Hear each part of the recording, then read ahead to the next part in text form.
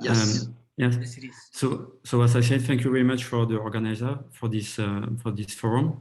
This is actually the first time that I participate to it. I didn't know it was exist, so I think it's a really good thing. And I would say good morning to my friend in Chile, since it's the morning over there. So here in France, it's already the beginning of the afternoon.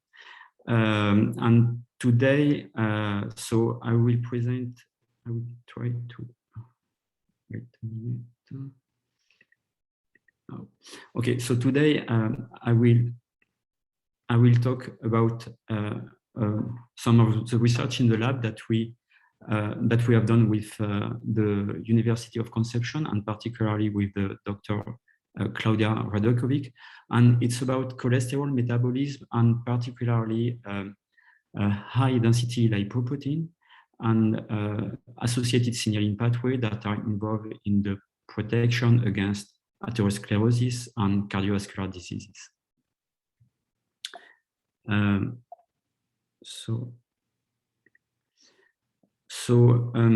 For those that are not familiar with lipoproteins, you have to know that lipoproteins are particles that ensure the transport of insoluble fat in the bloodstream.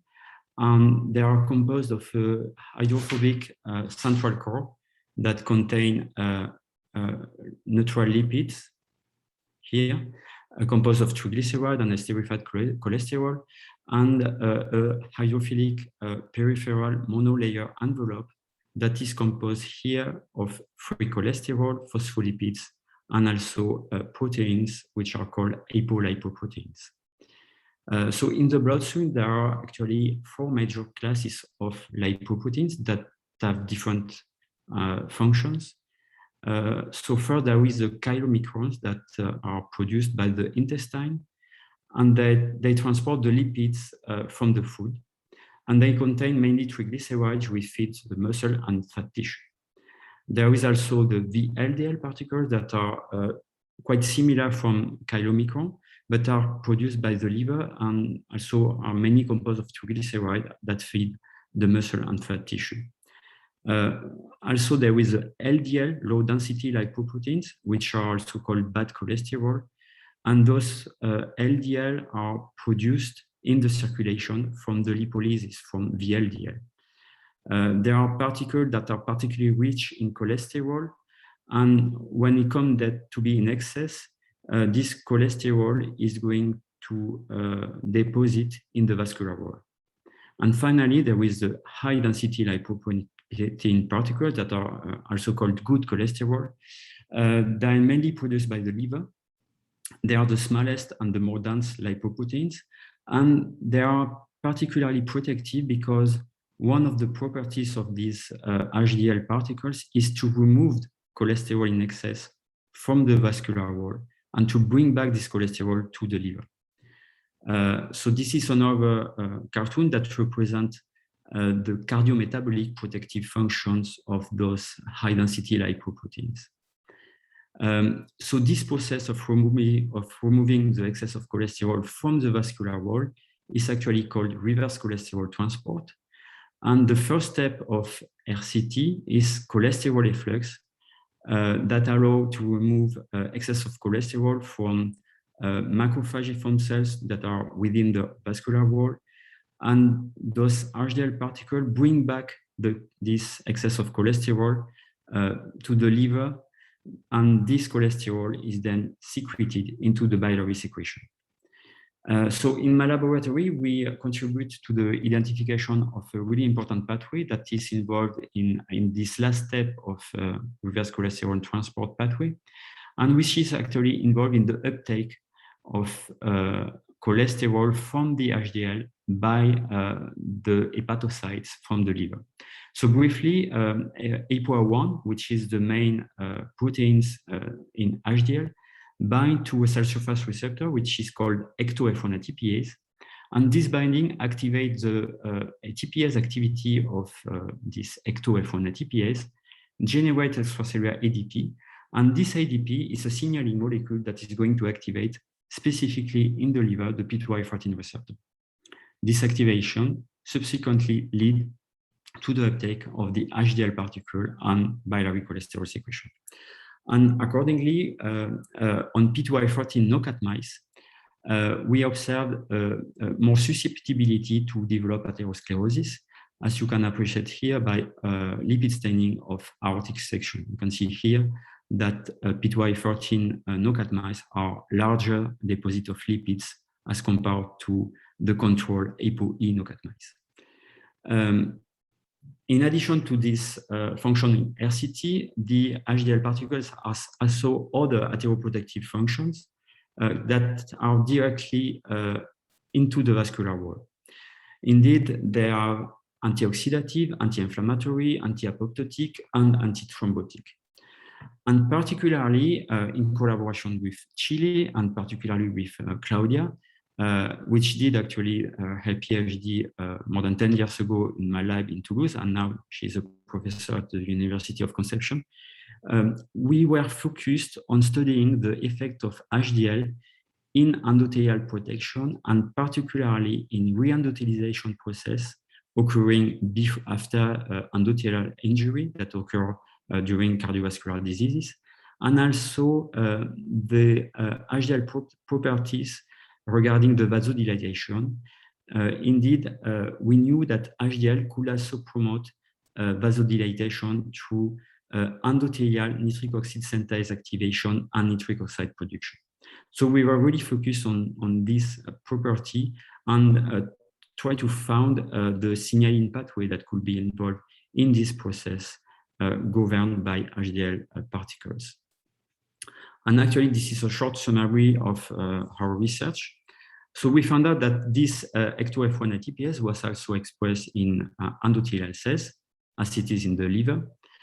And also, ApoA1 could stimulate the ATPase activity, generate extracellular ADP. But contrary to hepatocyte, this ADP specifically activates another receptor, which is an ADP receptor called P2Y1.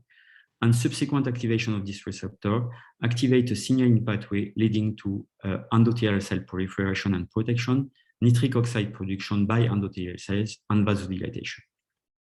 In addition, we also observed with Claudia that this Ecto-F1 ATPase pathway was also present in endothelial progenitor cells called EPC, and that activation of this pathway in EPC could also promote endothelial protection and endothelial regeneration.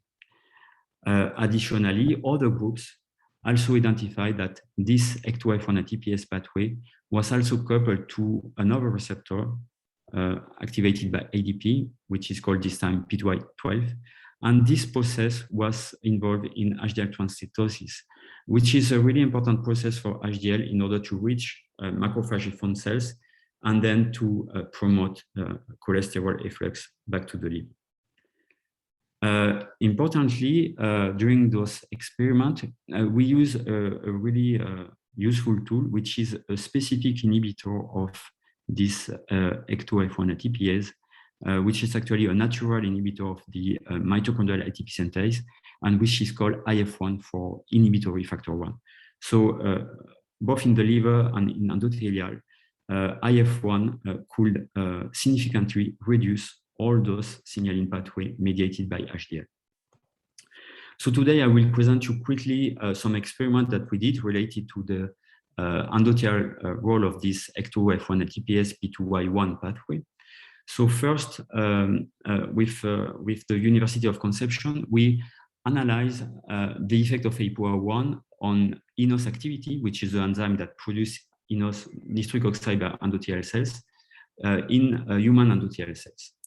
So for that, we analyze eNOS activity and nitric oxide production by measuring the conversion of arginine into citrulline, and also by using the fluorescent probe that is sensitive to nitric oxide, which is called DAF-FMDA.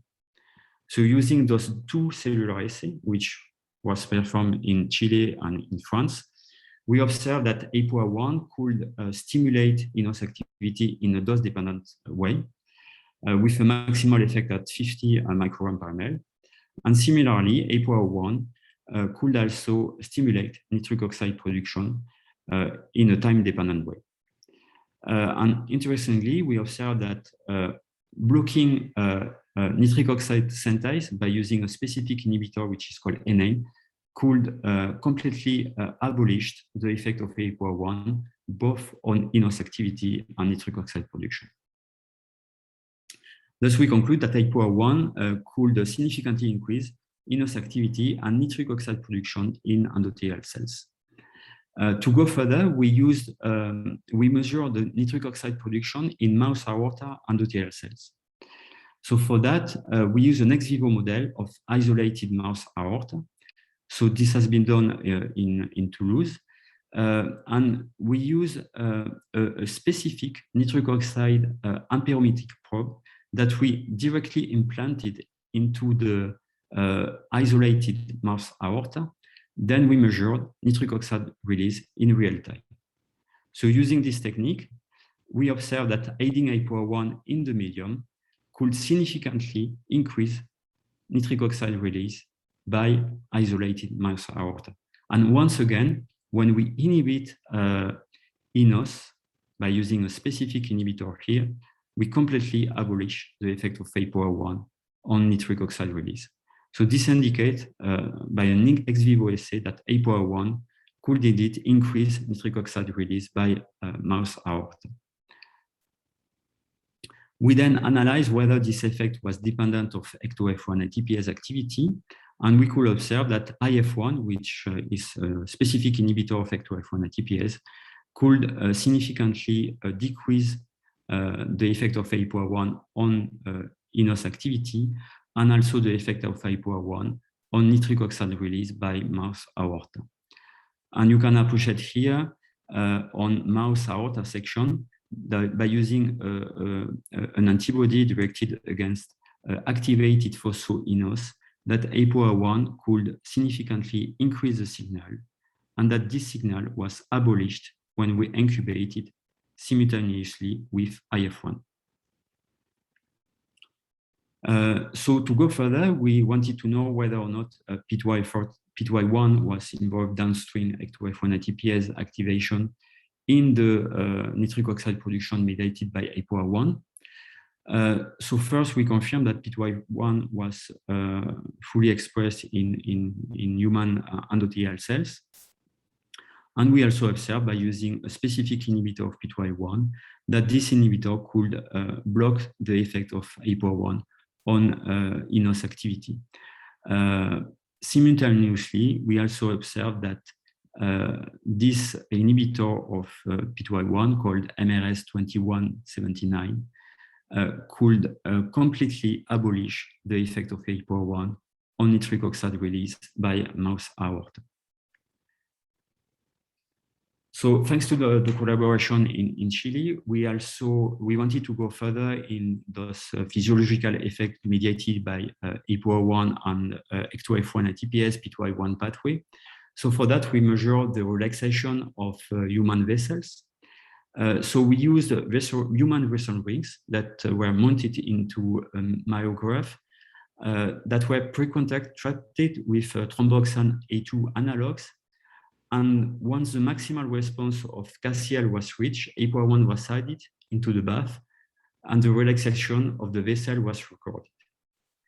And in some vessels, the endothelial layer was mechanically removed to analyze the specificity of the effect.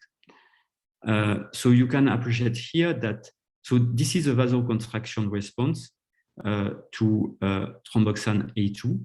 And you can see here that this contractive effect was abolished with APOR1, which indicate that APOR1 significantly induced the vasodilatation of the vessel ring.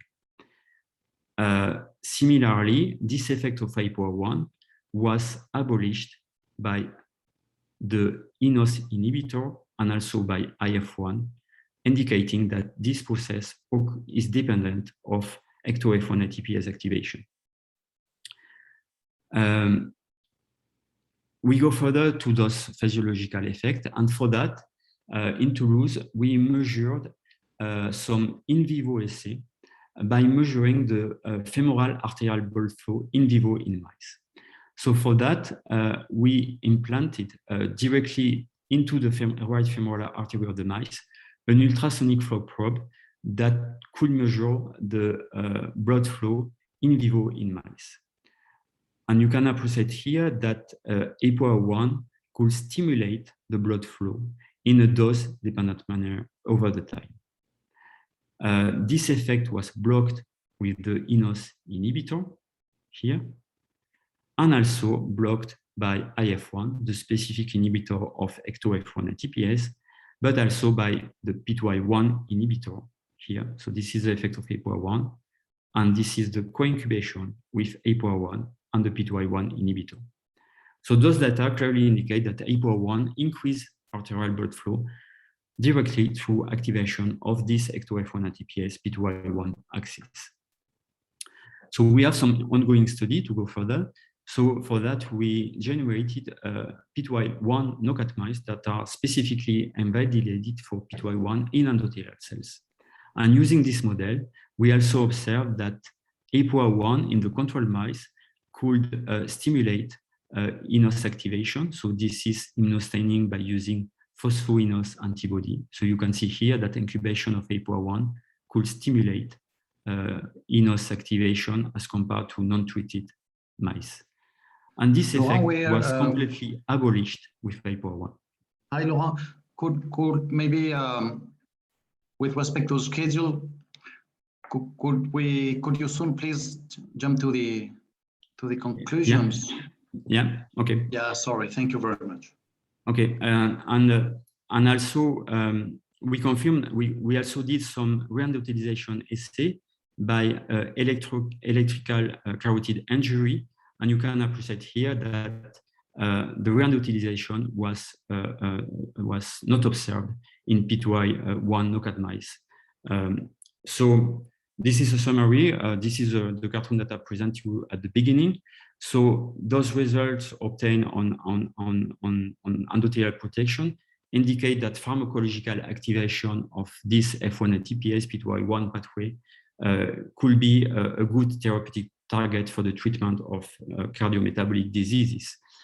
And one of the, as a conclusion, we also recently observed that IF1, which is the natural inhibitor of the ecto-F1 ATPase, was also present in the human serum.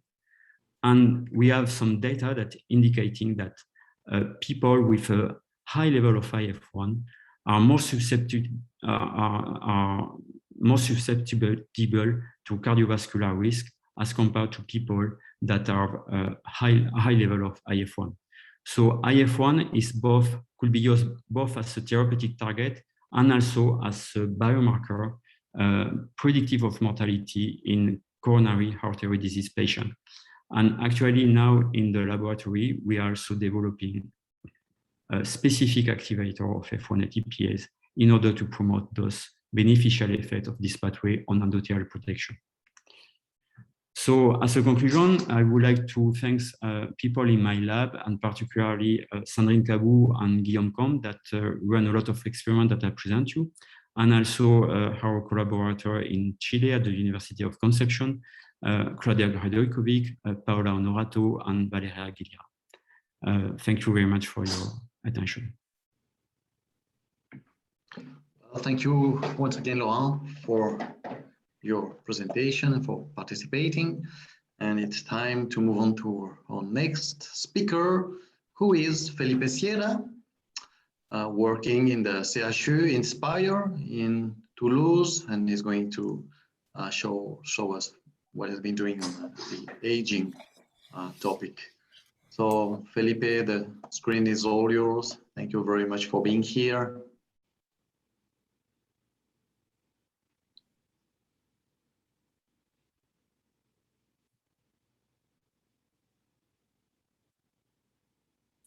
Can you please turn on the microphone, please?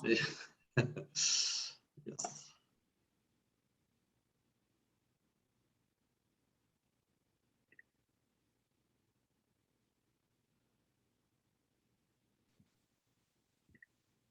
One thing at a time.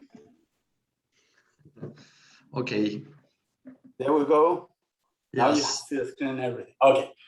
So the INSPIRE project is actually, this is probably the most important slide that I will show you, which is the important switch that we're doing in how we view health.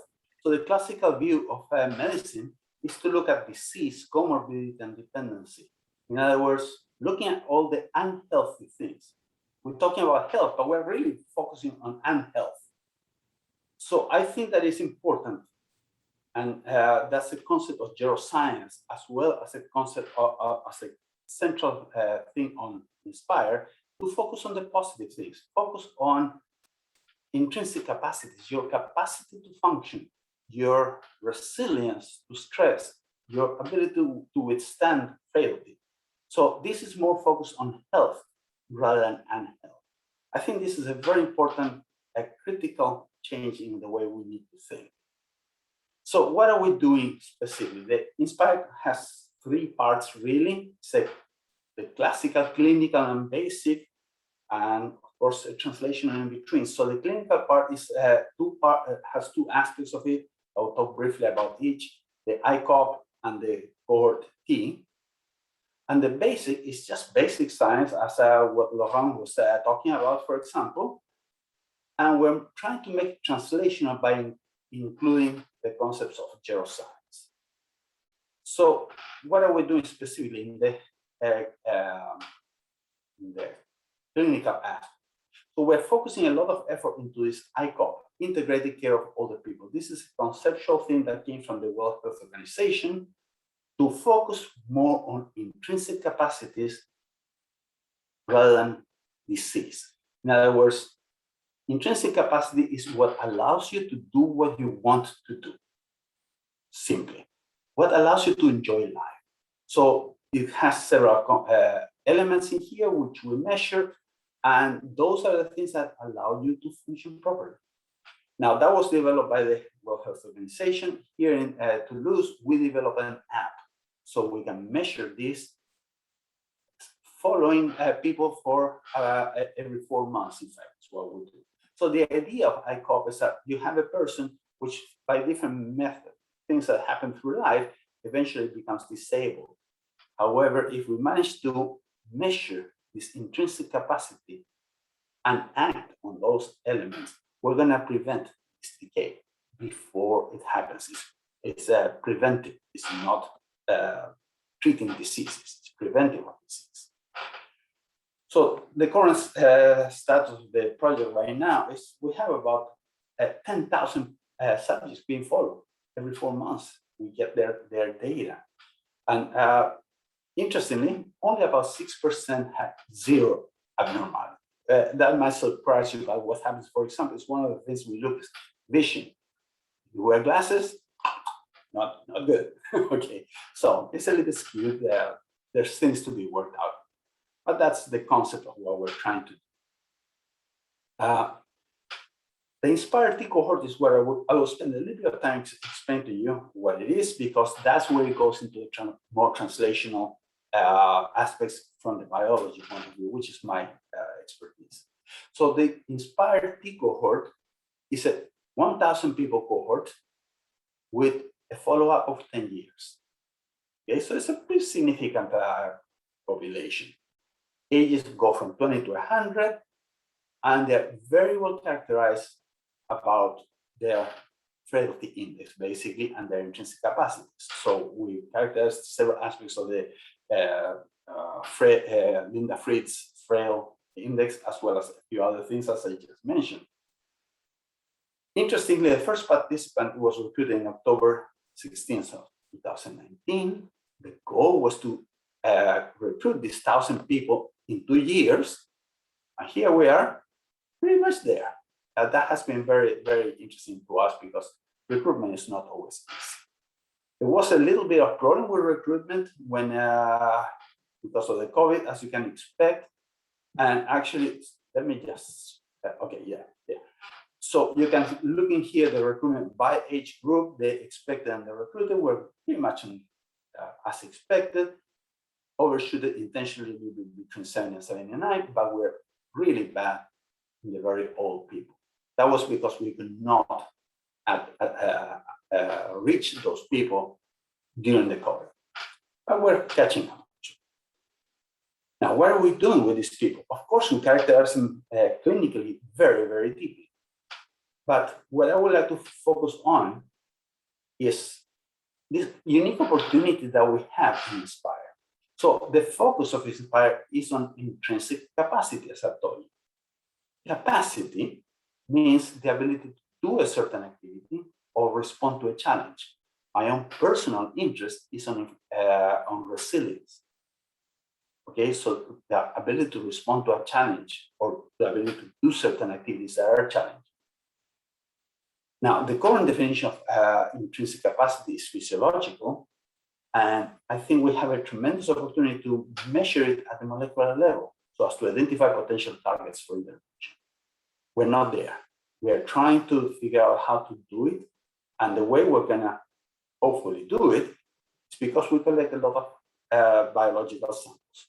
So this is just the type of samples that we collect. There are some that are very interesting to me, which are optional actually. Like for example, the hair bulb. Hair bulb is something that has a lot of potential really, because hair bulb contains stem cells, contains other types of cells. Unfortunately, it's a problem with the way we collect them, but that's a different story. We're collecting feces for the microbiome and things like that.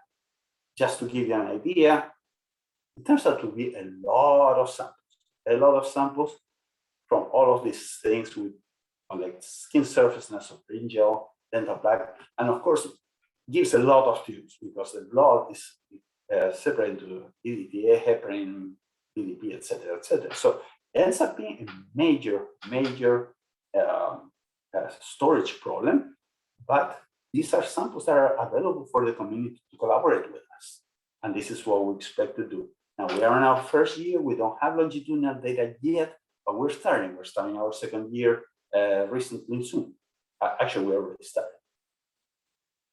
In addition to that human cohort, we of course have also this basic research program. We have two things in here.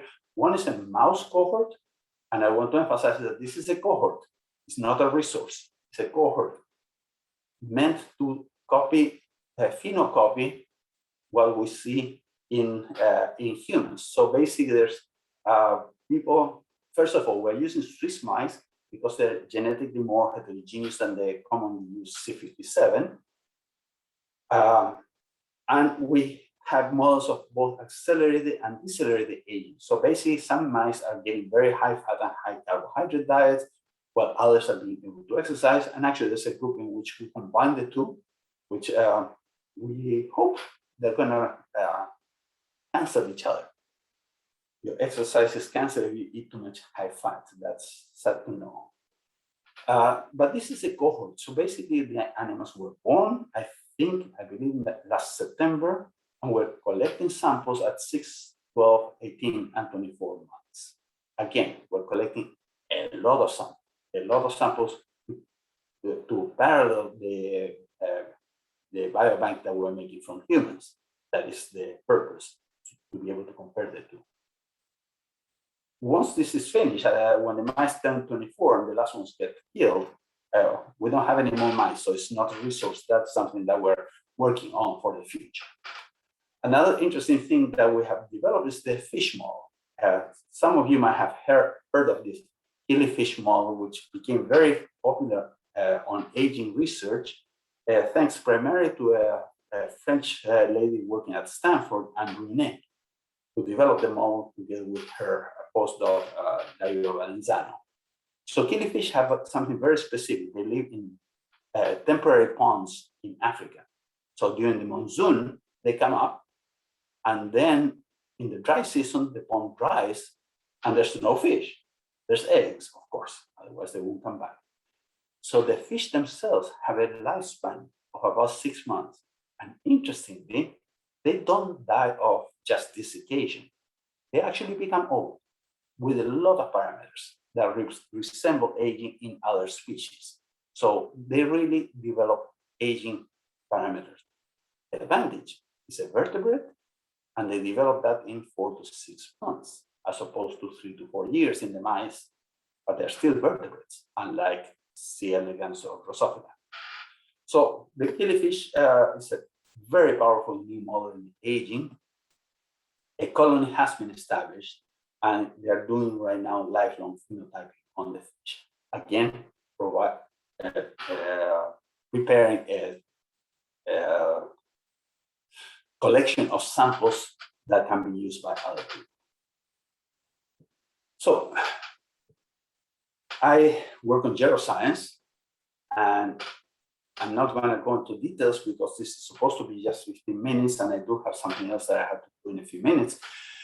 So just to tell you what we're doing in terms of geroscience, I mentioned already that we're collecting human samples of value to biologists. This is a continuous discussion that we're having. What is of value? What will be of value later? Right now, we're trying to establish a program by which we measure the so-called hallmarks of aging in all of these samples as time goes by, of course, not all at the same time. But it's going to make the cohort extremely valuable. So we're developing collaborative projects in geoscience within Toulouse and hopefully soon outside of Toulouse as well. In terms of collaborative projects within Toulouse, one of them is with Laurent Martinez that you just heard. Of course, you didn't hear about that project because that was not done in collaboration with Chile. But hi, Laurent.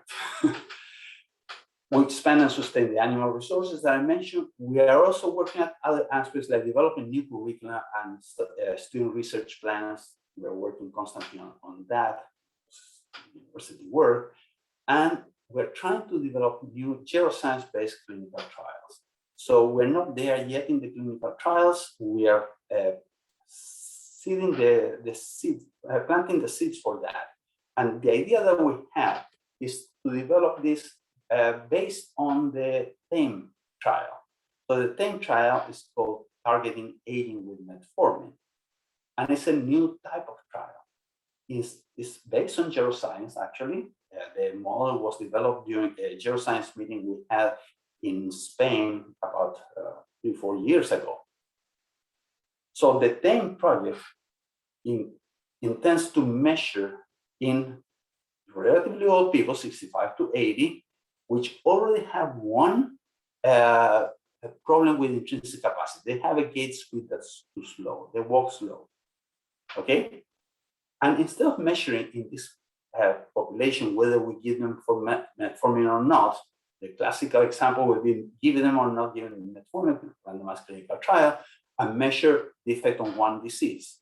Does it affect stroke? Does it affect cancer? In this case, no, we're going to measure the time it takes to develop any of these conditions, of these diseases.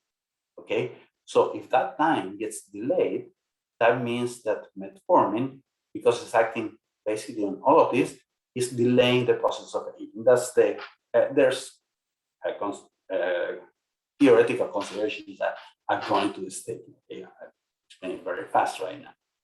Then, as a secondary outcome, they want to measure functional outcome. Okay, we want to develop a similar trial, not necessarily with metformin, but with other so-called geroprotectors, but with a little change. Instead of measuring diseases, we're going to measure first the composite functional outcome. In other words, intrinsic capacities. Do these drugs increase functional capacities in the individuals that receive it in a randomized blind trial? So the focus here being, again, on functional outcome, not on diseases. Of course, we'll measure diseases, of course we will, but that's a secondary effect. The important thing for us to measure this functional outcome. So that's the plans. The project has started, as I mentioned, 2 years ago. I joined the project about a year ago. We have a long way to go. We have our scientific advisory board next Monday. So there's a lot of work being done, lots of things being tweaked, and trying to get things done better. And I hope that through this presentation, I will get maybe some collaborators in Chile. That would be nice since I'm Chile. So that's it. Thank you very much. Thank you very much, Felipe, for your talk. Now we will go, we are on time, so we will go to Cristian González from the Center of Neurosciences for Chile. Can you see my slides? Yes. Great. Is it okay? Can you hear me? It's okay. Yeah. So thank you very much for the invitation. So today I'm going to provide an overall an overview of our center that is called GIRO, Neuroscience Center for Brain Health and Metabolism, also known as the Fondap on Aging. And here's some data. So France is currently the third oldest country in Europe, while Chile is the third oldest country in America. So we share some singularities. And here in Chile, we are facing our own version of the silver tsunami. And because if you take a look to the census data, on the last two census data, the number of people which are 65 and old was doubled between 1992 and 2017. And it is projected that 1 in 4 Chileans will be older than 65 by 2030. So we need to face aging as a problem that affects the country. And in our center, we are interested to address what are the consequences of our brain functions.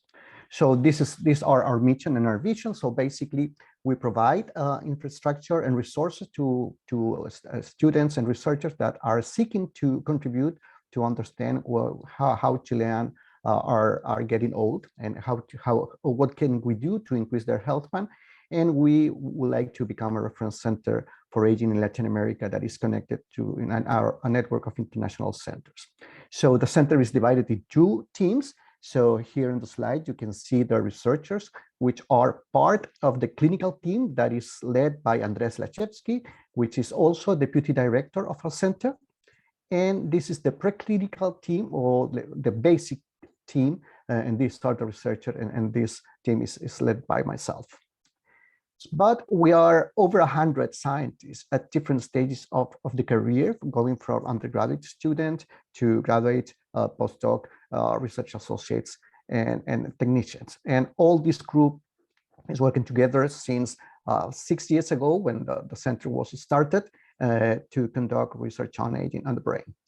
So our work is motivated by a quote that is here, and this was done by Felipe. It's a tribute to him, and he stated the neuroscience hypothesis that said that if we delay the aging process, it should be possible not to delay not just one, but most chronic diseases that affect elderly at once. And this is basically the approach we would like to target as from now. For that, we are conducting 3 research programs in our centers. The research program 1 is associated with the clinical team. And in this program, we are conducting what is called the GIRO cohort. That is a longitudinal study that was originally intended to last 3 years, but now it's going to be prolonged until 8 years for the first subject that we recruited. It has a sample size of 300 subjects, and we'll have a multidimensional evaluation. So we expect to have 2 different outcomes from this cohort study. The first one is to address what's the rate of functional decline, and a secondary outcome, it is the percentage of conversion to dementia, because we know that the way that we are recruiting the subjects in the cohort, a portion of them, unfortunately, are going to develop Alzheimer or dementia or some other neurodegenerative diseases. So what we're doing, it's basically combining phenotype, genotype, and psychosocial aspects. And for that, we conducted a number of different measurements that include clinical evaluation, frailty, neuropsychology. We also address candidate genes for genetic determination, biomarkers, the microbiome as well, and psychosocial and lifestyle habits that can influence the way Chileans are aging. So this is a very relevant part. That's very much the same as Felipe highlighted in his previous talk. And we are collecting biological samples, and these biological samples include plasma, serum, polymorphic blood cells, and others. And we can use those biological markers to evaluate the genetics, to evaluate biomarkers, and also we are collecting the feces to address the microbiome. I'm going to go back to that later on during this presentation.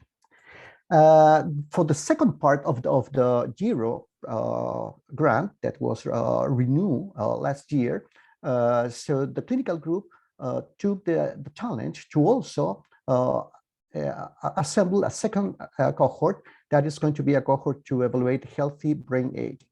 And this is because it's not very well established what can we consider a healthy brain aging. It's sort of a spectrum that goes from normal people to those which are considered super agers, people that goes over 110 years. And we would like to evaluate whether there is a cohort of Chileans that are aging, maintaining all their capacities. And for that, this second cohort is going to be recruited during this second 5 years using the same platform that we used for the original GERO cohort. The second research program is what is related with preclinical studies, which is basic science associated to aging. And for that, we have 3 different models which are here. So we use mice, we use fruit fly, and we use also the killifish that was already introduced by Felipe in previous talk. So we perform a number of protocols in 8 on each of these models that will allow us to evaluate different aspects of aging. And for example, we can use the Drosophila because it's very quick, but it's an invertebrate. So having the killifish, it's very good because it's a vertebrate and have a very short lifespan as opposed to the mice. That it's the most known model for aging studies. What is interesting is that when we started the center, so most of the basic researchers work mostly on some aspect of neurobiology or neurodegeneration, but after 5 years, all of us coalesce to the hallmarks of aging, which are molecular features that are characteristic of the aging process. So now all of the research in our center is associated to these hallmarks of aging, which are intracellular communication, cell senescence, mitochondrial dysfunction and inflammation, proteostasis, and we include, this is not a canonical hallmark of aging, but we include the microbiome because this can modify in some way all of the other hallmarks of aging. So I will show a couple of examples, but mostly derived from my lab. And for example, here to understand intercellular communication, we are studying what are the changes which are associated to astrocytes and neurons when they interact during aging. And we have observed there are different genetic profiles that are affected or modified during aging, and when these two cells interact ex vivo or in the brain. And in terms of cell senescence, there are a number of researchers which are working on this aspect of different systems and in different models. In my laboratory, we are trying to address 2 main questions. First one are what happens with cells when they become senescent in terms of the general biology. And this is something that it's kind of remarkable because some of the housekeeping genes that any one of us uses as control for all cell biology and molecular experiment becomes not totally regulated, and they seems not to be housekeeping anymore. I am talking specifically about cytoskeleton proteins. And we also are trying to understand what happens with neurons when they are induced to get a senescence-like phenotype. And this is very interesting. So there is wide there is consensus right now that non-dividing cells can have a senescence-like phenotype. So we want to understand what happened with neurons associated with this phenotype. So in protostasis, so just all the team works on protostasis, different aspects of protostasis associated to different models as well, and different questions. But here I would like to show some results which are from Miguel Concha group, and in this case, he is using the killifish, the model that was introduced before, just to understand what happened with a pathology that there is similar to the Parkinson disease in terms of to understand whether alpha-synuclein can form aggregates that could modify the number and activity of tyrosine hydroxylase positive neurons in the brain, and he has very, very nice results about this matter. Finally, on the microbiome also, there's a number of researchers which are working, and this is a point of interaction between the basics and the clinical group, because the feces samples are collected from the zero cohort, and then we sequence those samples, and we can make some analysis. And what you can see here is that in addition to the sequencing of the samples derived from the cohort, we also are working with the clinician on a transversal study that include control subjects, Alzheimer's disease, Parkinson's disease, and frontotemporal dementia. So right now we have a postdoc that is working on analysis of using principal components analysis, trying to stratify and trying to separate these populations according to the contents of the microbiome and the identity of the microbiome. This is going to be very much improved since we recently recruited Ed Riquelme, which is an expert on the microbiome, not associated to aging, but associated to, but he has a lot of experience on the microbiome. And finally, we have what we call the research program 3, that is interventions. And in addition to genetic and pharmacological interventions, which are on tests on the preclinical side, we would like to move into some intervention associated to habit, to modifying some habits. And here I have some data of some work that is been doing both with Cesar Cárdenas and my group, and that take advantage of the ketogenic diet, particularly the usefulness of having a ketogenic diet that is provided on intermittently. And we are understanding, we are studying what are the consequences of this intermittent diet, a ketogenic diet, on brain functions. And here you have some very, very nice results showing that, for example, if you take control diet and you isolate subcutaneous fat and epididymal fat from H mice, so you can observe clear markers of senescence, which are these blue cells, which are staying here. And these cells tend to disappear when these animals are fed onto an intermittent ketogenic diet protocol.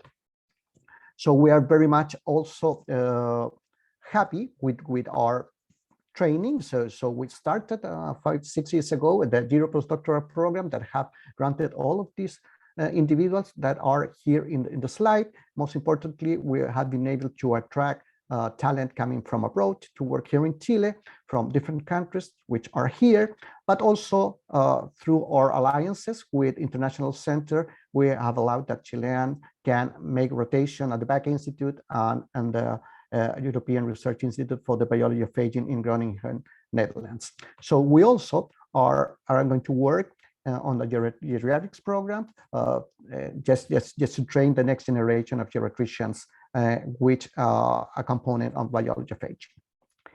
The center is very much involved, seeking to impact on public policy, and we have been participating, and some of our researchers have participated in the writing of these policy papers. And recently, last year, we wrote this editorial regarding neuroscience and COVID with some colleagues that include Felipe Sierra.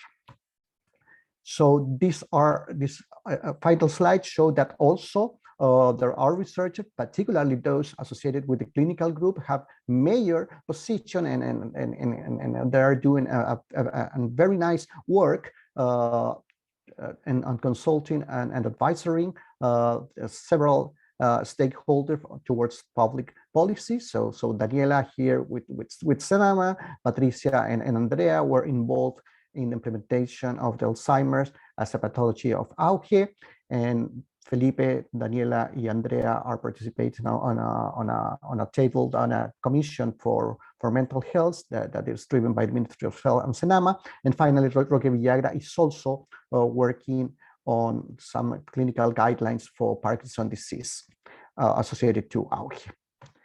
So beyond 2025, we expect that our work it's going to be maintained. We believe that this has to be a long endeavor task.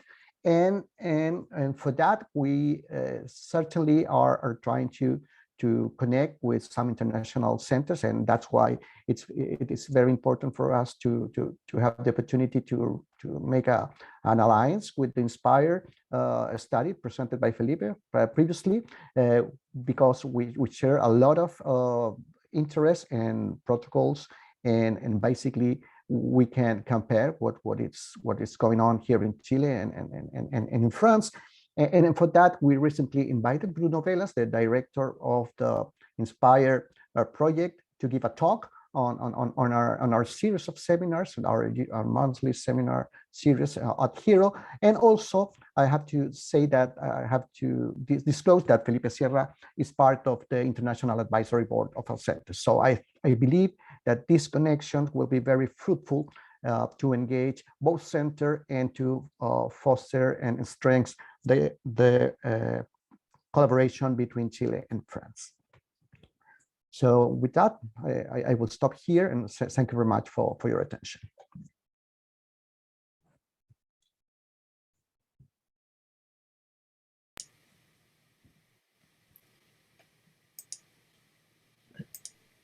Thank you a lot. Now is the Marcelo will take in charge. Marcelo, you are muted. Please continue, please. Okay. Now we will listen to Tommaso Sandon. So the next two talk will be about neuroimaging.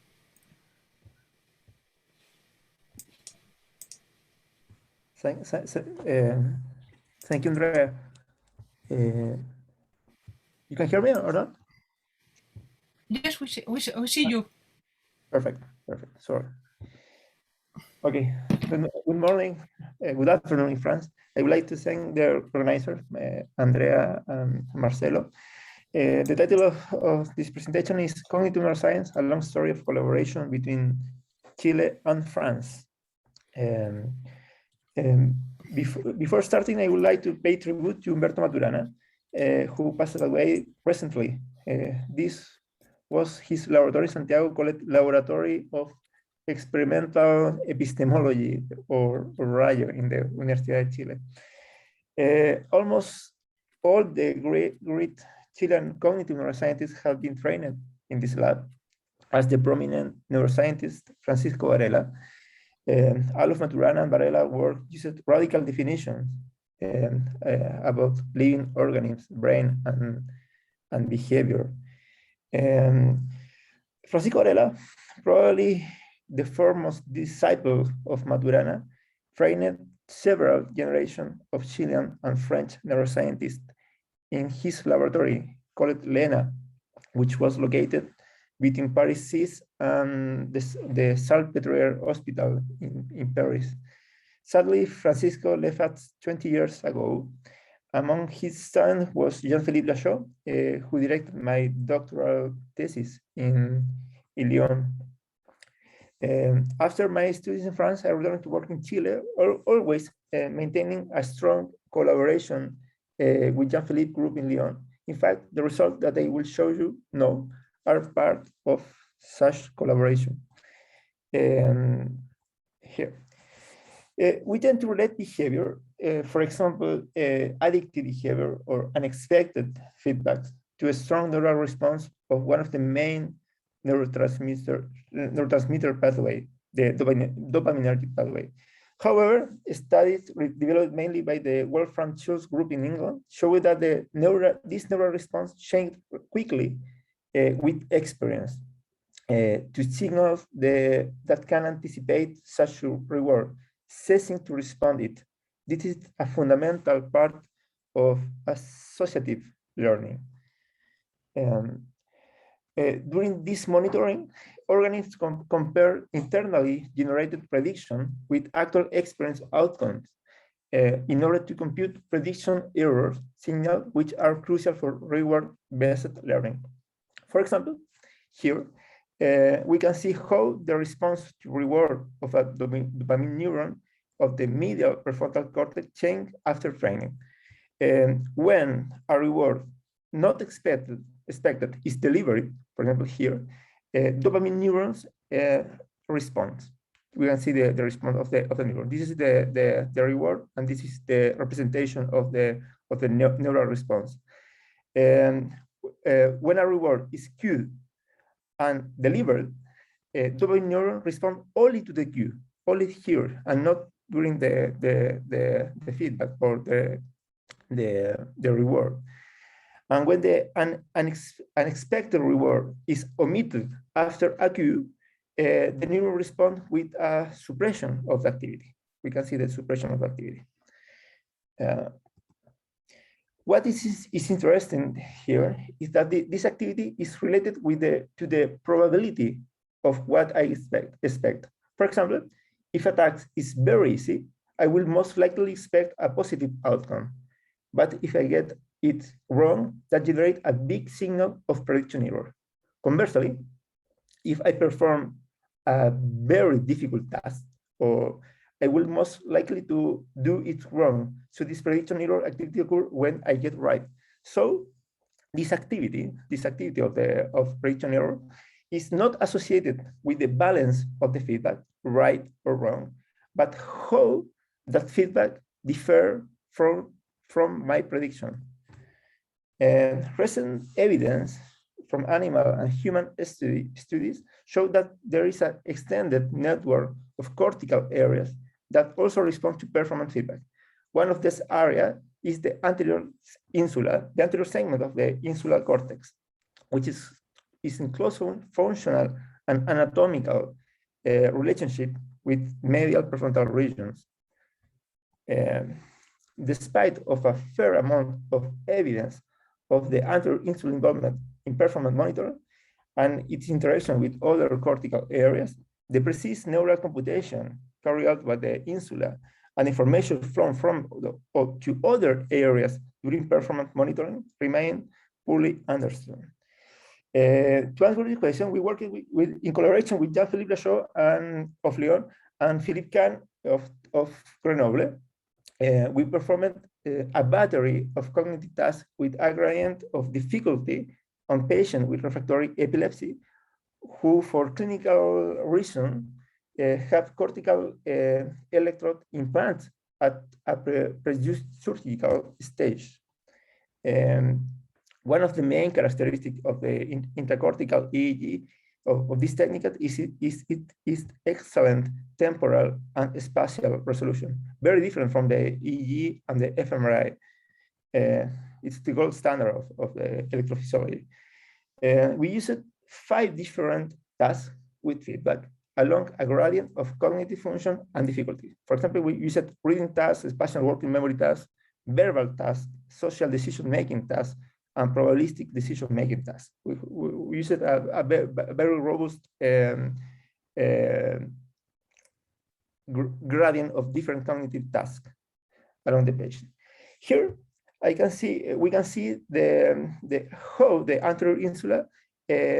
We can see a very huge activation of the insula only during the feedback. You can see here we have different electrodes located in different regions of the insula, and we can see how this region responds during the feedback, independent of the balance of the feedback. For example, here we have a negative feedback, and here we have a positive feedback, and here we have the hue oscillation during this moment, only during this moment, and not during the other part of the task. We can see here that this response is specific to the insula and that it occurs in all the trial. And in some tasks, it only occurs in one type of feedback. For example, here we can see the response only during the positive feedback and not in the negative feedback. And in another type, we can see this response in the insula, in the positive feedback, and also in the negative feedback. And in other tasks, we can see also a difference in the latency of or in the onset of the response in the beta range in the insula.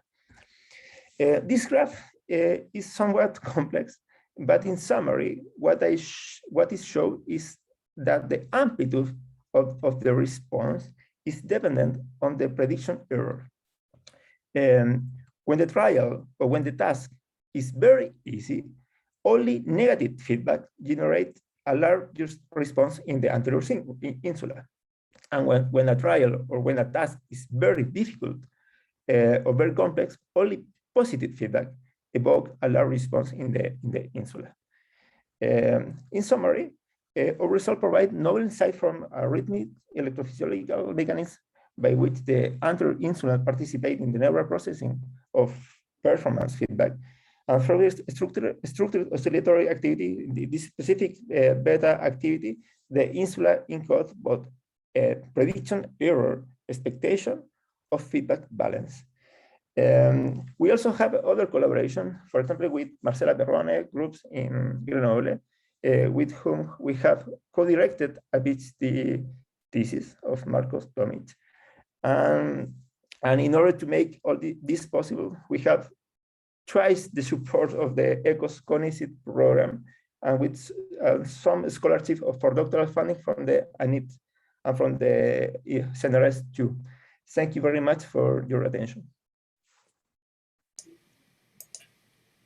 Thank you very much for your talk. And now we will go to Camilla Guevara, that she will talk now neuroimaging. Thank you very much. Can you hear me? Yes. Okay. And share my screen.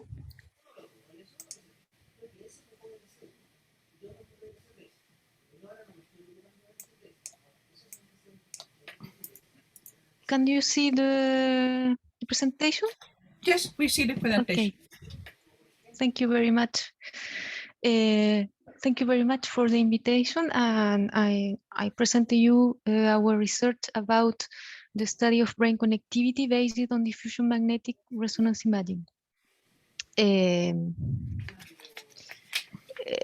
First, I'll present to you a brief overview of our work, and then I describe our collaboration with French researchers.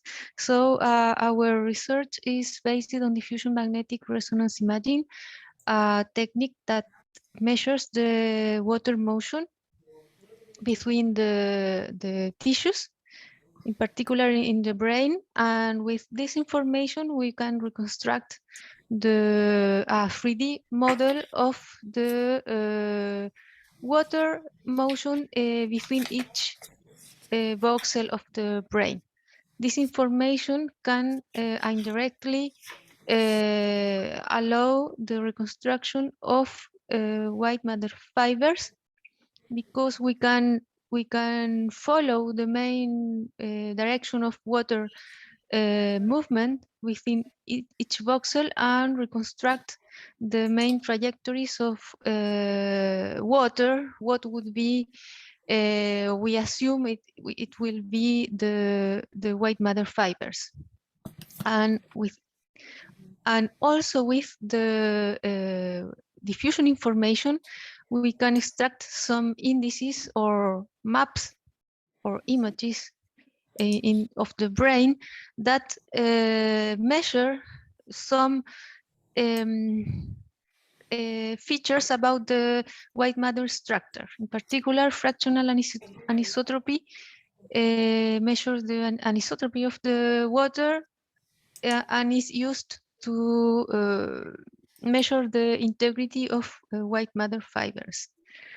And the main methods we have developed are focused on the analysis of tractography data, that is a reconstruction of the white matter for the whole brain, And with this kind of data, we can we have developed several methods to process these fibers, create group of fibers that identify the main patterns using a clustering, then construct atlases of the main white matter fascicles, and to segment the bundles based on the atlas for another population of subjects.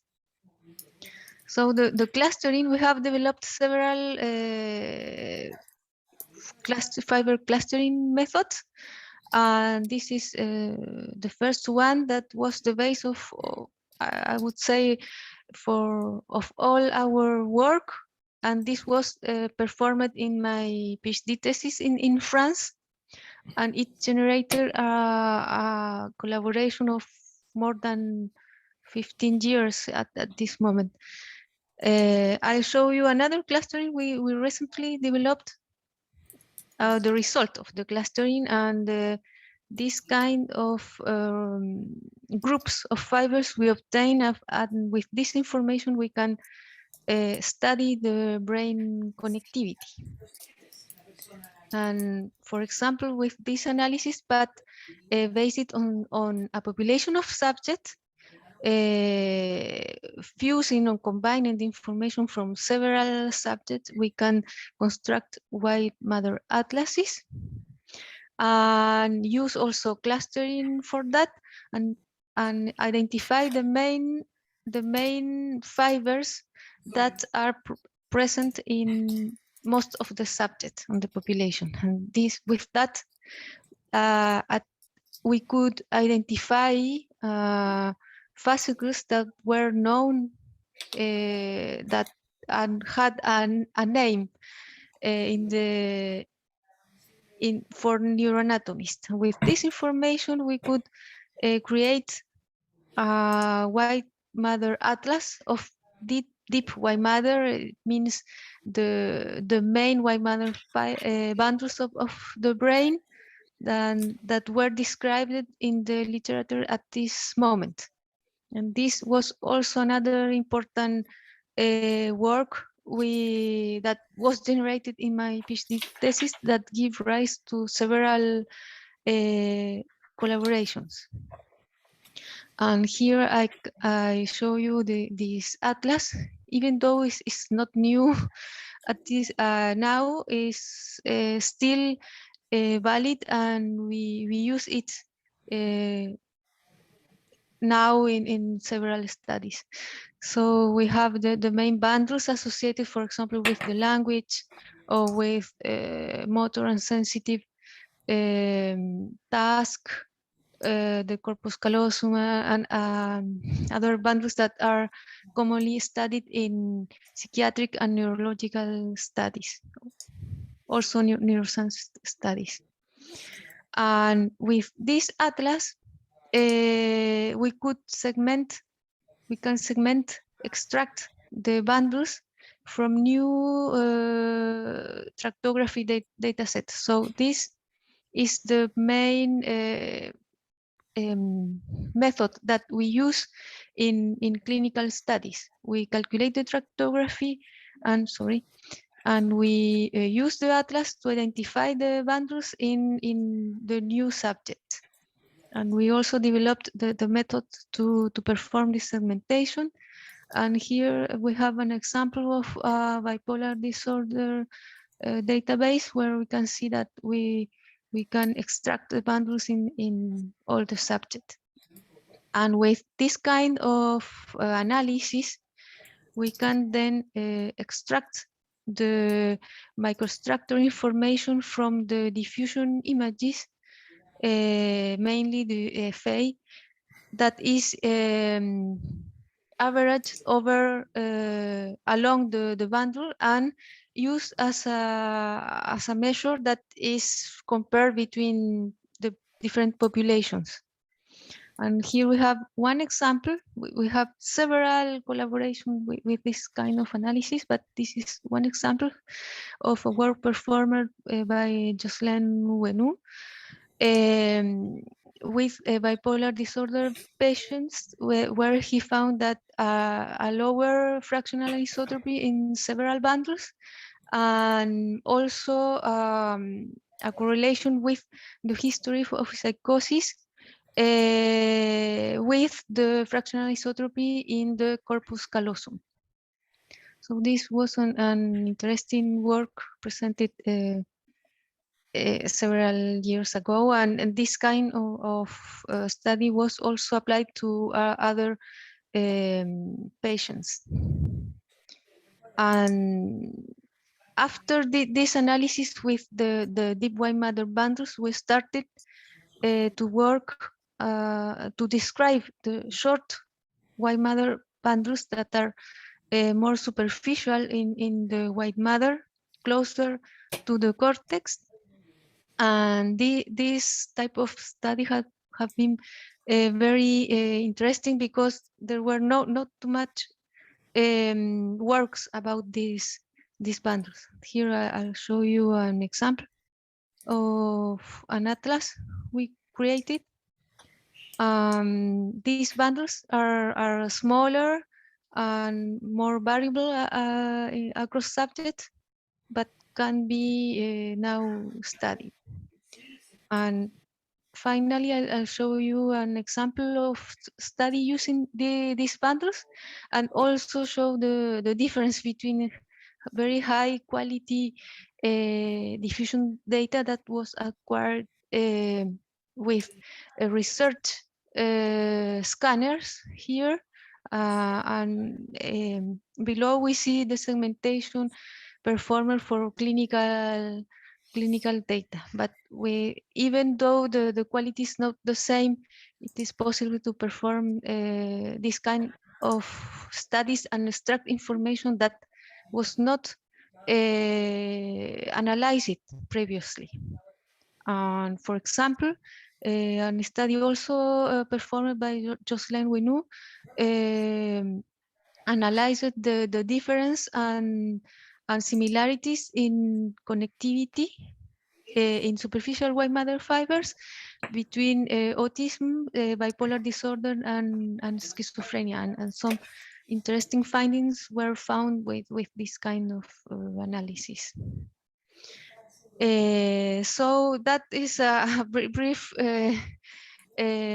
description of we have done, and about the Chile-France collaboration. It is mainly with a researcher at Neurospin. This is a very huge research center in France. Neurospin is from the CEA. It's the Commissariat à l'énergie atomique et aux énergies alternatives in France. It's a very big center with 6 MRI scanner that are fully used for research, free for preclinical imaging and free for clinical imaging, and it has one of the biggest MRI scanner in the world. And it also now is in collaboration with Université Paris-Saclay, that is the first university in France now. So the main researchers are Jean-François Mongin, Cyril Poupon, and Jocelyn Winou, that are specialists in neuroimaging. And here we collaborate with several researchers from Universidad Concepción, and also from Universidad Valparaíso and Universidad de Chile. We have several students that, for example, study in our university, the undergraduate and master studies, and then studied the PhD in Neurospin. So it's an interesting opportunity for our student to start here learning the technique, and then go to France and have the opportunity there to continue with their studies. And finally, we have more than 20 publications in collaboration with France. Some works are for method development. Some of them are in the context of Human Brain Project. Is from the European Committee, and also most of them are funded by Fondesit project. We have methods for deep white matter, superficial white matter, also some collaboration with several other laboratories of the world, and also several clinical studies. And that's it. Thank you very much. Thank you very much for your presentation. And now we will go to the presentation of Philipp Hobert. It's a pleasure to present Philipp Hobert on technology. Hello everybody. Bonjour à tous. I have to share my screen. I have the authorization.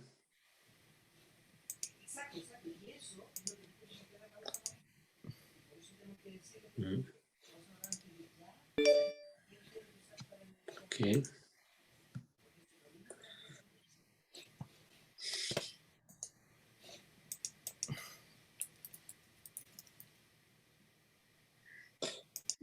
Well, you see my slide? Yes, absolutely. Okay, so thank you very much, Andrea, for the invitation and to present some data concerning the topic assessment using new technology in the elderly subject. So our lab is in Nice, in the south of France. We are a member of the Universidad Côte d'Azur and the COPTECH research unit is associated. I'm the director of this unit in conjunction with François Brémond, which is also director of an équipe projet at the Sophia Antipolis INRIA Center. And we are most particularly involved in all the assessment and stimulation using new technology. I also mentioned the logo from Géraud and the Clínica de Memoria in Neuropsychiatria, because we have some link, I guess, till 2017. This is the first trip in Santiago. In comparison with the previous presentation, we have no, at the moment, publication in common, but there is some project that we are trying to develop together, and I will indicate this when it will be the case in the presentation. So yes, it's just to make what we try to do in at the Nice Institut Claude Pompidou. We have the memory center, and just close to the memory center, we try to make a technological platform, which where there is a control room, a biosense room for all the material using assessment and EEG, and the motion capture room, which is for all which is related to the assessment using virtual reality. So this is within the memory center, and so this is of some help for the proposition of research to the patient and to the family. So after this short presentation, coming back to the topic, just to remember you, but I guess that you already know this, that is a sensor is a device that transforms the state of an absorbent physical quantity into usable quantity. And I will focus more particularly on this presentation on two types of sensor, the audio and the video sensor. And for each of these audio and video sensor, I would like to look what's happened in three major domains which are of interest for the clinician who are working in memory center, that is cognition, motivation, emotion, and social interaction. So if we look first at the level of cognition and with audio sensor, there is the artificial intelligence has been developed a lot of algorithms in order to try to capture what is in the speech of the people, and in order to see if it is possible using this type of technology to assess cognitive function. And in collaboration with INRIA, but also with DFKI in Germany, we work on different research about the assessment of verbal fluency, image prescription, and words recall using this type of technology. And I mentioned the clinical memoria in neuropsychiatria because we try to develop some project together, including this aspect. The audio sensor also could help at the motivation and emotion assessment.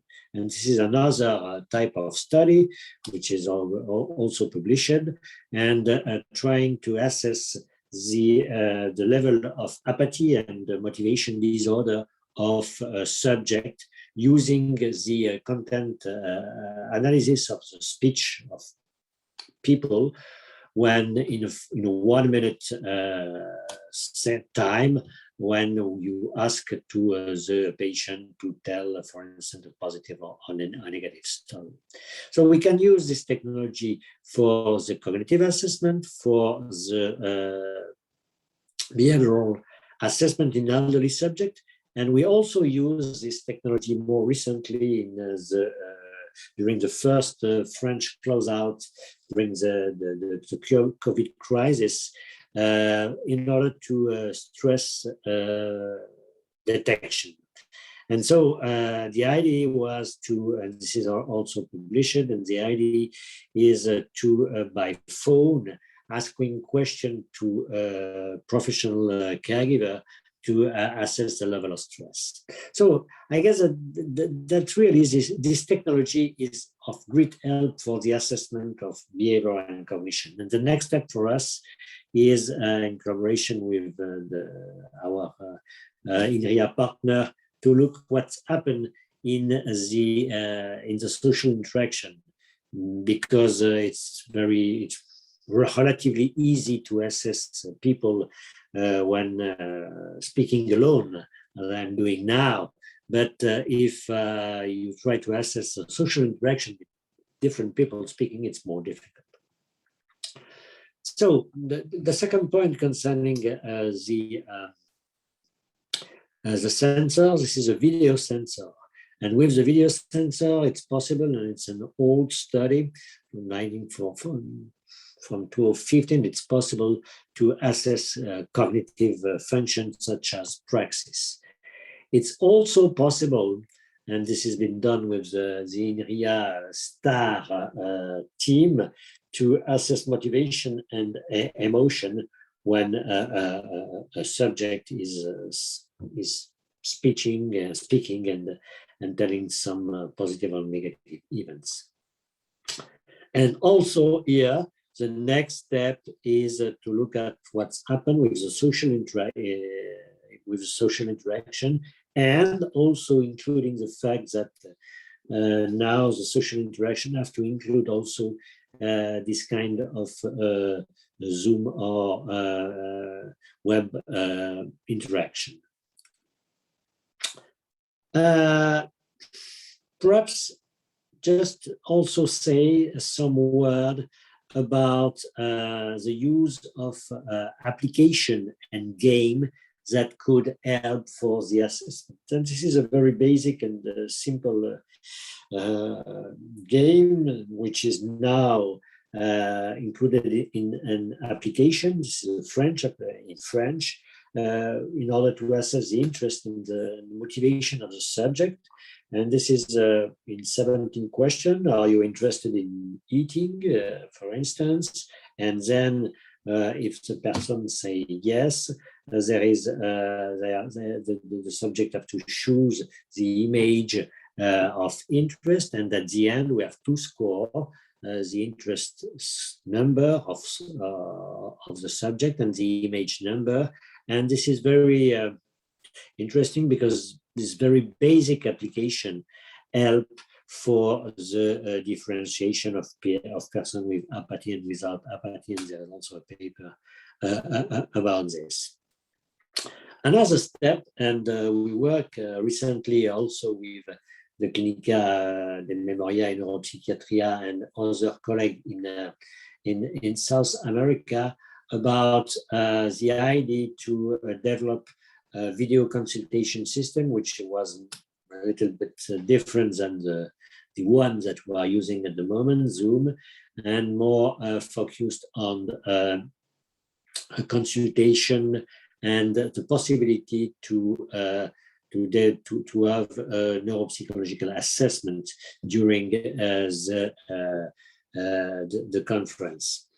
And so this is a program which has been developed within the frame of the EIT European program, and the program is now finalized, and there is some input, and this video, which this video system, which use, and this is the last paper just published concerning the use of this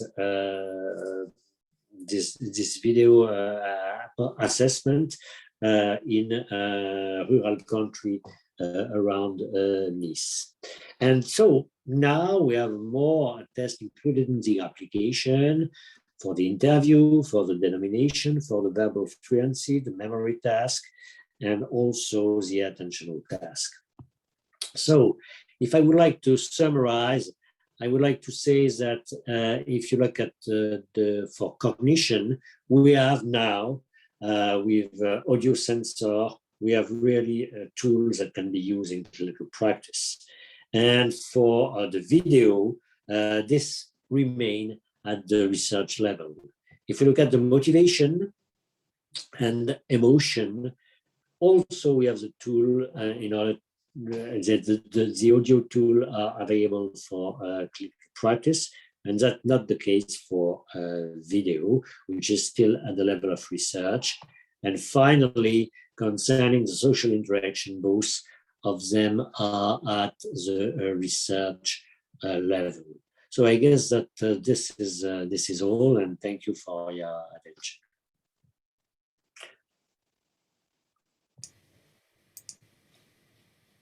Thank you for all. Indeed, amazing. Now we are on time, so we will have a 15-minute break, and so we can for the second round, and we will have a roundtable at the end of the presentation. At what time is the roundtable? It's at 6 o'clock French. Okay. I will try to join again. If you can be there, it will be great. Yeah, I will try to join again at 6. That's good. Okay. Bye. See you in 50. So we will keep the Zoom open. So if anyone wants to interact during the coffee, to discuss, good. We will keep the Zoom open.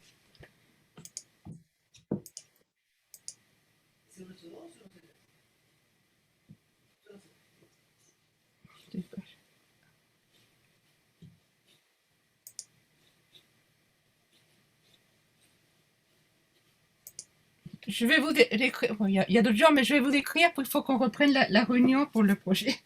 Eh oui, tout à fait. Oui. On n'a pas eu des nouvelles là, du Seed Project, justement sur. Non, ça, on l'a pas eu. Ah, on l'a pas eu. Ok. On l'a pas eu. Non. D'accord. Et il faudra qu'on reprenne un petit peu avec l'histoire de la DGOS là, parce qu'ils nous ont laissé tomber. Oui. Hein, ils n'ont pas donné les sous. Oui, ils n'ont pas donné. Ah non, rien du tout. Oui. Mais une fois qu'on saura écrire, on en parlera et on verra comment essayer de relancer cette histoire. Parce j'ai regardé le truc, on avait obtenu 4 900 €, on va pas les laisser, quoi. Oui, absolument. Et maintenant qu'on peut voyager. Exactement, exactement. Il faut que vous reveniez en France. Hein? Oui. Bon, moi je vais repartir là, et donc j'essaye d'être là à 18h. Hein? Ok, à tout à l'heure. Ciao, ciao.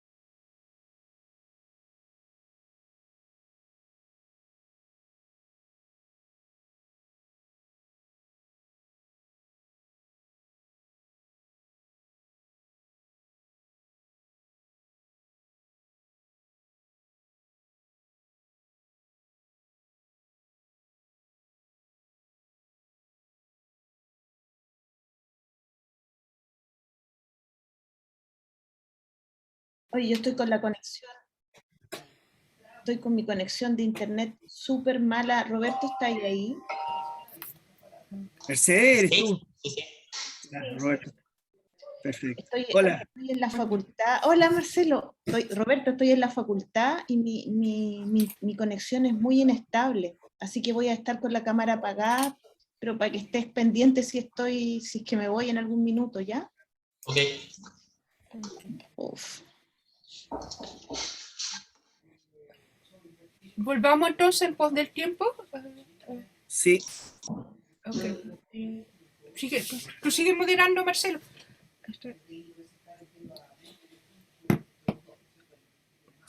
So we're going to retake the conference.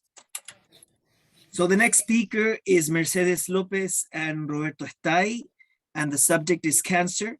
So Roberto, the audience is yours. You should be able to share your screen. Thank you very much, Professor. I will share our presentation. It's okay? That's okay.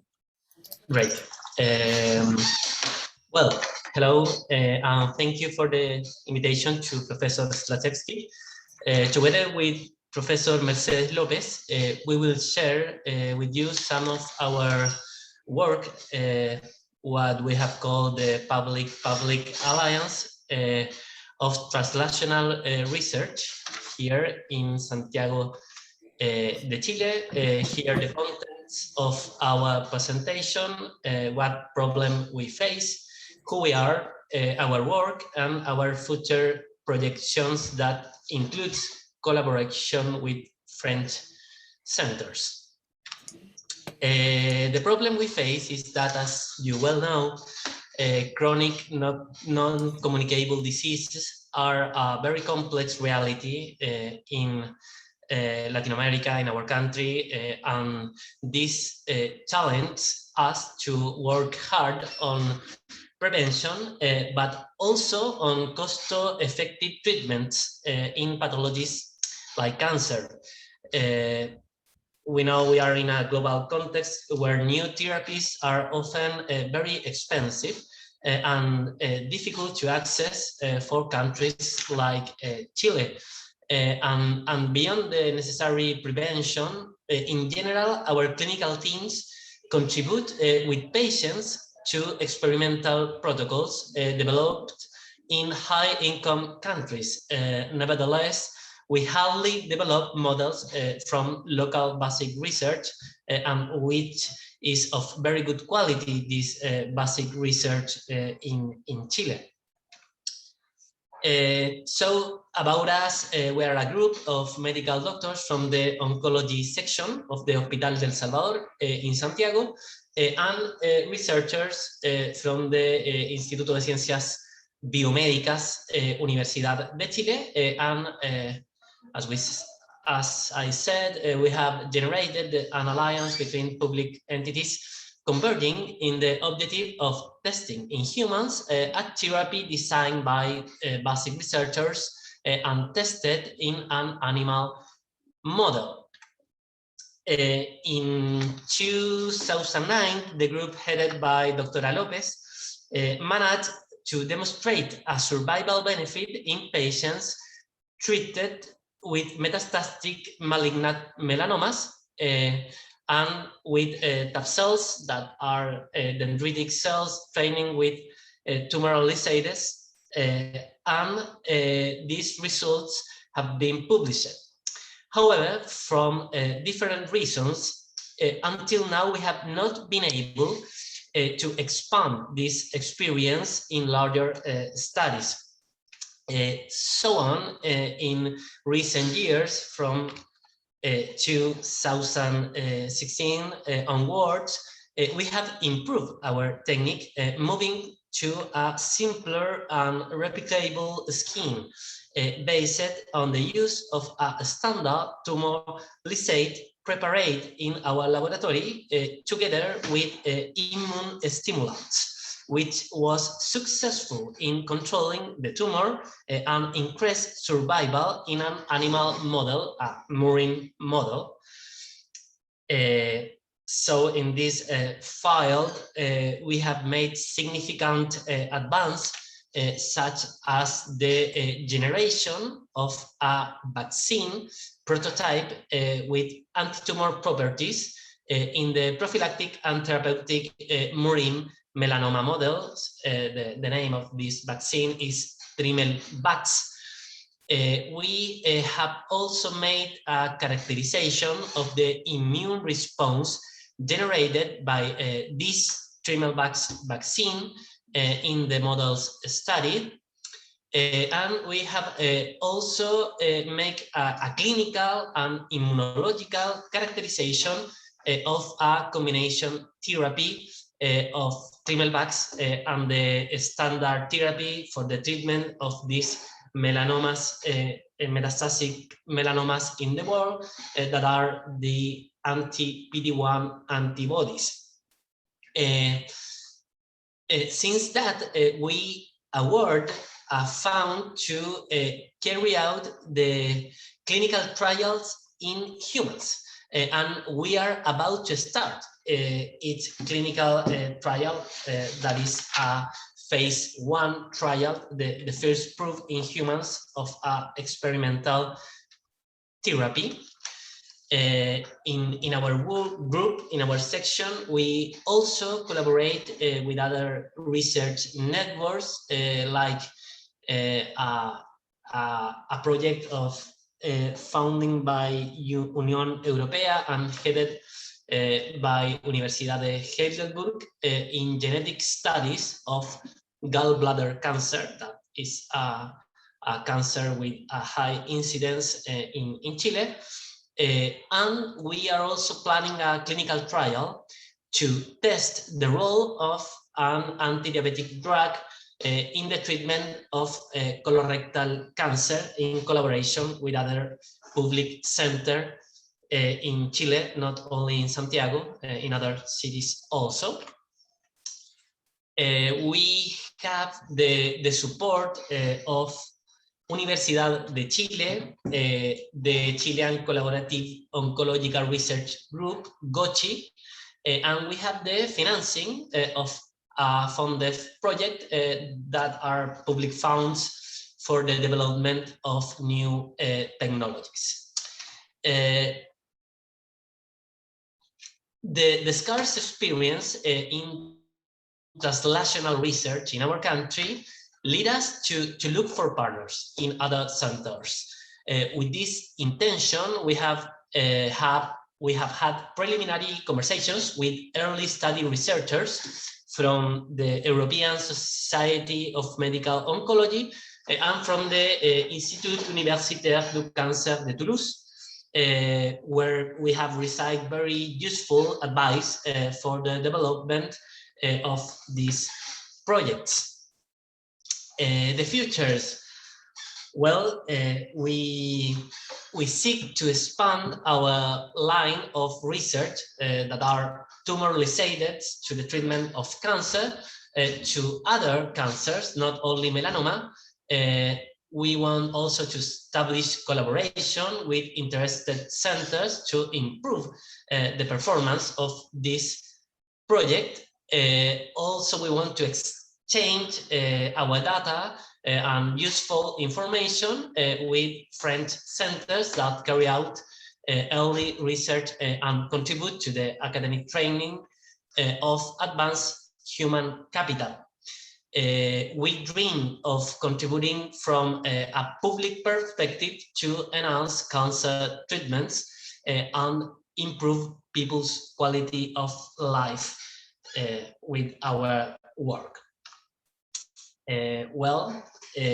This is where we work with Doctora Mercedes López, me in the Hospital del Salvador, Doctora López in the Instituto de Ciencias Biomédicas, and Doctora López is also connected with us to receive any comments or questions.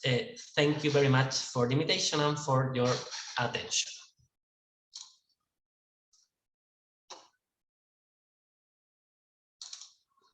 So thank you very much. I don't think in this scheme we do have questions, so for that I apologize.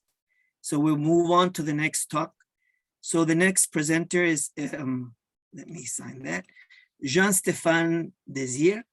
He'll be talking about in the section of disease and environment and mathematical application. So the scenario is yours. You can share your slides. Okay. Thank you, Marcelo. I'm sorry. Thank you for the organization, and so thank you for to the organizer to give me the opportunity to speak here. I have changed my talk because it was not. It was a talk for mathematician, and I think I have more interesting things for you. And so I will speak about math during the COVID-19. So I try to share my.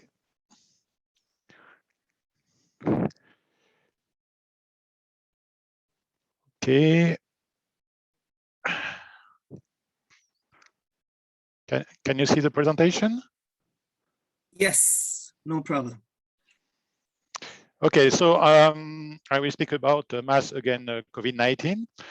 First of all, I would like to say that I'm from Paris, Université Sorbonne Paris Nord. I'm also a scientific deputy director at CNRS at the Institute of Math, and in charge of international collaboration. And for this reason, I'm especially in charge of the international research lab we have at CMM. So we are working with a lot with CMM in many fields. And I'm also in charge of a team which is called ModCov-19, and which I will present later.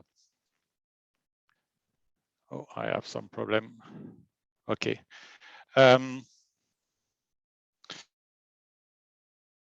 So as you know, mathematical models have been very important during the pandemic. And one thing which is very important is the R0. So the R0, as you know, is the average number of the people who are infected by one people at the next generation. So it's the product of the. I have some problem with the presentation. Sorry. So it's the product of the average number of contact per time unit of an individual times the probability of transmission of the virus during the contact times the average time during which an individual is infectious. So it's very difficult to estimate because you have to estimate these three parameters. In practice, you estimate R0 from the curve, And the curve is given by what the equation you get here. So the R0 is the beta divided by gamma. You can also estimate R0 using the doubling time. And for that, you need the serial interval. And you can also identify R0 using the first identified cases. So at the beginning of the pandemic, one thing which is very important is to get this R0. And we see that in many publications at the beginning. So this one is in January 2020, so the very beginning of the epidemic. People are interested in this. And why? It's because you can use, I have said, mathematical models. And one very famous guy in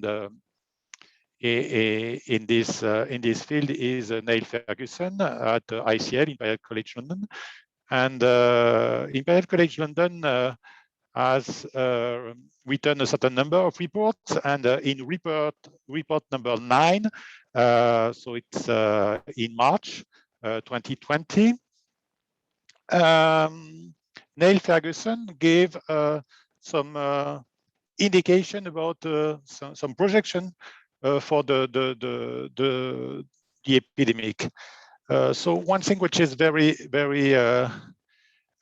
important is that he says that if there is no control measures or spontaneous change in individual behavior, we would expect a peak of mortality to occur after 3 months.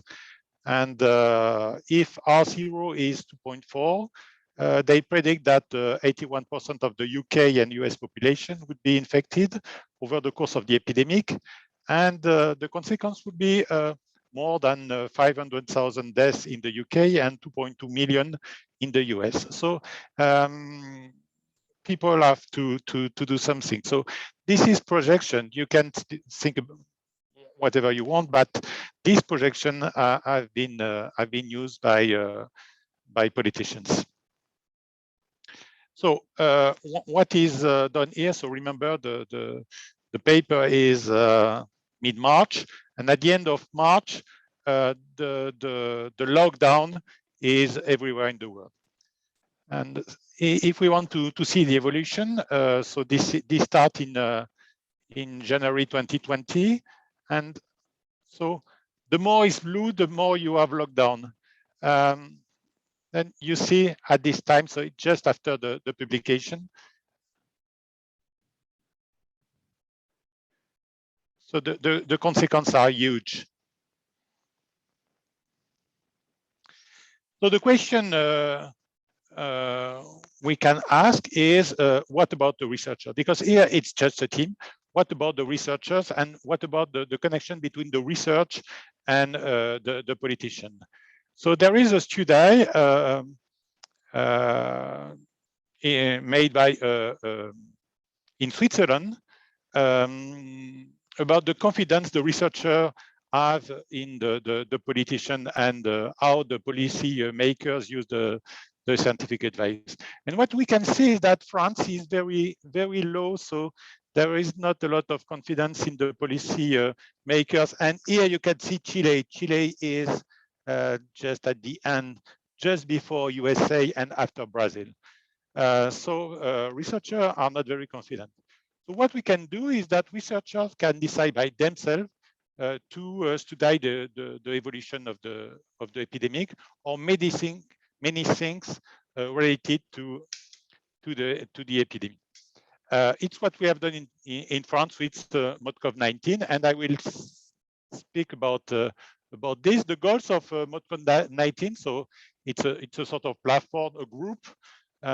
What we wanted to have is to have a clear vision of the actions already undertaken in modeling by the researcher in France, to be forced for proposal of projects following the fight against COVID-19, to coordinate and to exchange between researchers, to be a portal for access to modeling skills, and to have sufficient visibility to be identified as a contact person for policymakers.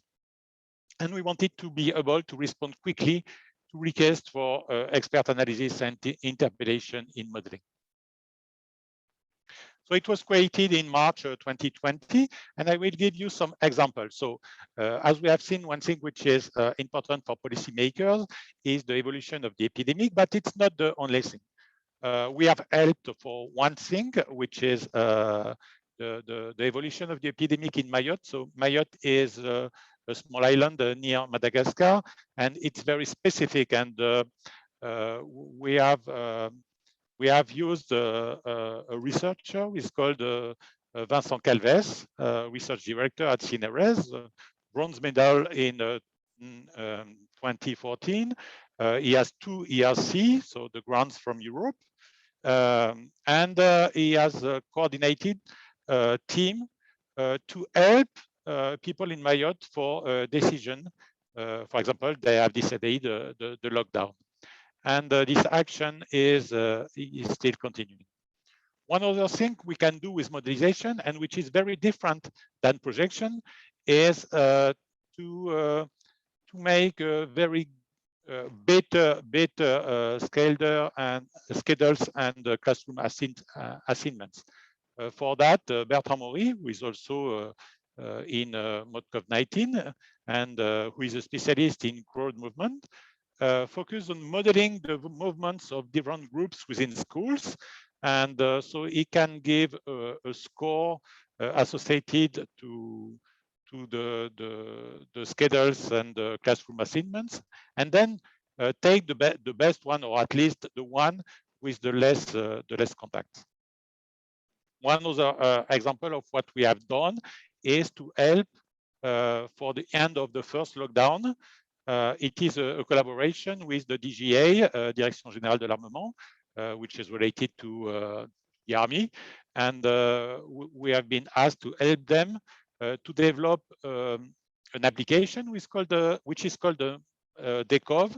And this is a decision support tool for the end of the first lockdown.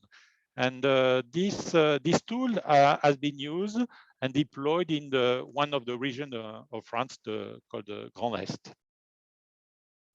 Mathematicians can also help by measuring the contact tracing efficiency. And I give an example. So this example has been done by Amaury Lambert. So Amaury Lambert has connection with Chile. He's professor in Sorbonne University, and he has developed a study about contact tracing, and he can give information about how contact tracing apps may be used and what is the consequence on the evolution of the epidemic. Mathematicians can also help using optimal control theory, and this optimal control theory help for optimal decision. Here I give an example between people in France and people in Canada, and so they want to optimally minimize the sum of human, economic, and social costs under the constraint of limited ICU capacity, for example. And the last example I will give you is to measure the quality of ventilation. So you know that the quality of ventilation is very important for COVID-19. And this is a team of experimental fluid mechanicians. And this is a very CNRS is very good at in this field, and they use the measurement of CO2. It's a classical method for them, and they use it to measure how to make good ventilation in classrooms, for example. So it's just what I wanted to say to you. I know that many people also in Chile have worked on that. Some of them, for example, from CMM, are part of ModCov-19. So it was just to give you an overview of what we have done. Thank you. So thank you very much. I want to clarify for the presenters.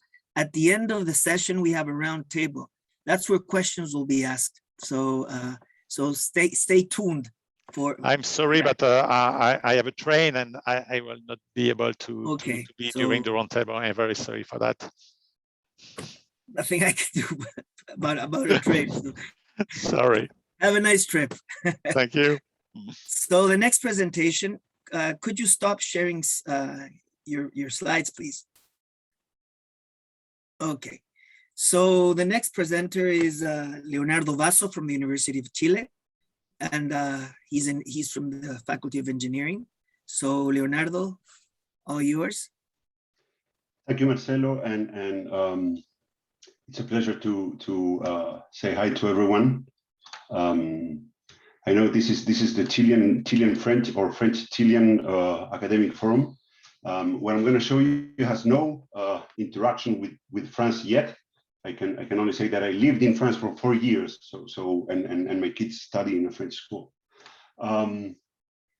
Quite close to the last presentation. What I'm going to do here is talk to you about some of the initiatives that ISI, the Instituto de Sistemas Complejos de Ingeniería, has done on the ModCov, if you want, the COVID mode.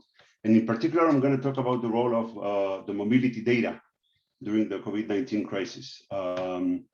So allow me first to say that ISI, Instituto de Sistemas Complejos de Ingeniería, or Complex Engineering Systems Institute, is a research center with engineers and economists from different universities. It is hosted by Universidad Chile, but has as an associate institution the Catholic University and Universidad Concepción, among others. And of course, the idea is to, of course, the dog has to bark right now. The idea is to, give me a second.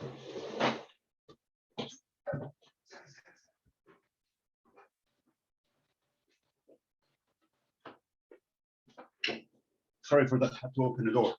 And of course, the idea is to do research and try to help with solutions in the ModCov. So during the COVID crisis, we've done as much as we can to try to help at the different stages. The idea always was, coming from engineering in this point, to try to help with actual information or systems that can help with this crisis. So here's a list of the stuff we've done. But I'm gonna be talking about only 3 of them if time permits. And a disclaimer, because you're gonna see that a lot of the things have been done together with government, is that we have received no funding for any of this. So here's the idea. First is mobility, and this is something that we've done with Entel. Entel is the largest cell phone company in Chile. And the idea was the following. We knew from the beginning, early January 2020, that knowing what was going on with mobility was important, because countries, as the presentation shown before, were trying to deal with these initial stages through lockdowns, right? So we knew this from China and from Italy. And so what we wanted to know was, okay, can we say something about mobility? Now, the market share of Entel is about 40%.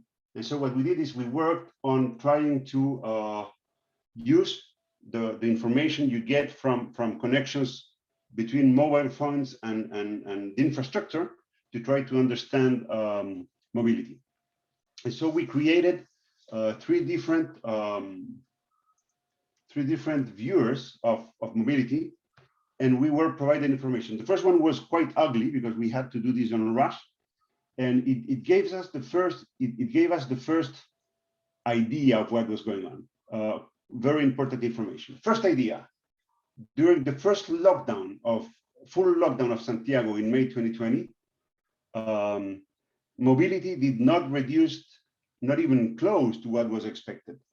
What you can see here is that it moved from reduction of 20% to up to 50%, with an average of 30-something, which was not even close to what was being observed in other parts of the world. So this was a rather not successful lockdown. That's the first message. The second message we got was, you can see here different municipalities. And what you can tell is that some municipalities were not really able to comply with the lockdowns, while others were better. And what's interesting is that these things are, of course, ordered according to income. So what you had was that poorer municipalities had a tougher time to comply with the lockdown, and richer municipalities had a easier, if you want, time to comply with lockdowns. And that makes sense, because it has to do with blue-collar work and people who were not able to work from home. The other thing that you can see here is this shows the number of exits from these tiny little census blocks. The deeper the blue, it means that mobility was further down. If you go into yellow, it means that mobility did not reduce. And if you go into orange or red, that implies that mobility, or I mean incoming, sorry, this is incoming inflow, increased. So what you can see here is that all this part did reduce their mobility, and this is, of course, the richest part of Santiago. And then in other parts, you did not do as well, but then you had these strange little places where people did go. So what happened is that people changed the way they moved. They used to move to downtown, and they start moving to these other places around. And this is where they go to, or they went to do some rather informal economic activity. Then we had information on the first opening, and the first opening occurred in the richest part because it was, the numbers there were better. And so what we wanted to try, what we tried to understand was whether this frontier was an actual frontier or not. People were supposed to be locked down in the rest of the city, but were able to move here. And what you saw was an increase in movement, of course, within the open section, but a lot of inflow from the other parts of the city that were not supposed to be moving, but they were moving nevertheless to these other parts. So that didn't work that well. When we came to summer in 2021, we created this viewer that allow us to look into the places that where people like to go for vacation and try to understand where people were coming from. The idea was to try to understand sort of the risk you get in a coastal, in a beach town when you have people from different places. Now, the second wave came in Chile in March. And together with it, we have the second waves of lockdowns. And what happened here was that if you look at the national average during the first lockdown was just 31% decrease in mobility. This is, of course, not very well, but was enough to curb the cases at that time. But the second lockdown was actually more inefficient, with an average decrease in mobility of minus 18% during the period and a minimum of minus 24. This is the period when vaccination started as well and start being massive. This is interesting because, of course, like in any other countries, you had this discussion about whether lockdowns were useful or not, or whether you should move to a zero COVID strategy. It was quite obvious that a zero COVID strategy, when formally you're in full lockdown and people are moving, was not something that was going to be successful. Here's the fuller picture for municipalities in the metropolitan region, starting from March 2020 up to the end of May. And what you can see is that every single lockdown was less efficient, that as weeks passed, you had a worse effect, and that you always had the difference by income.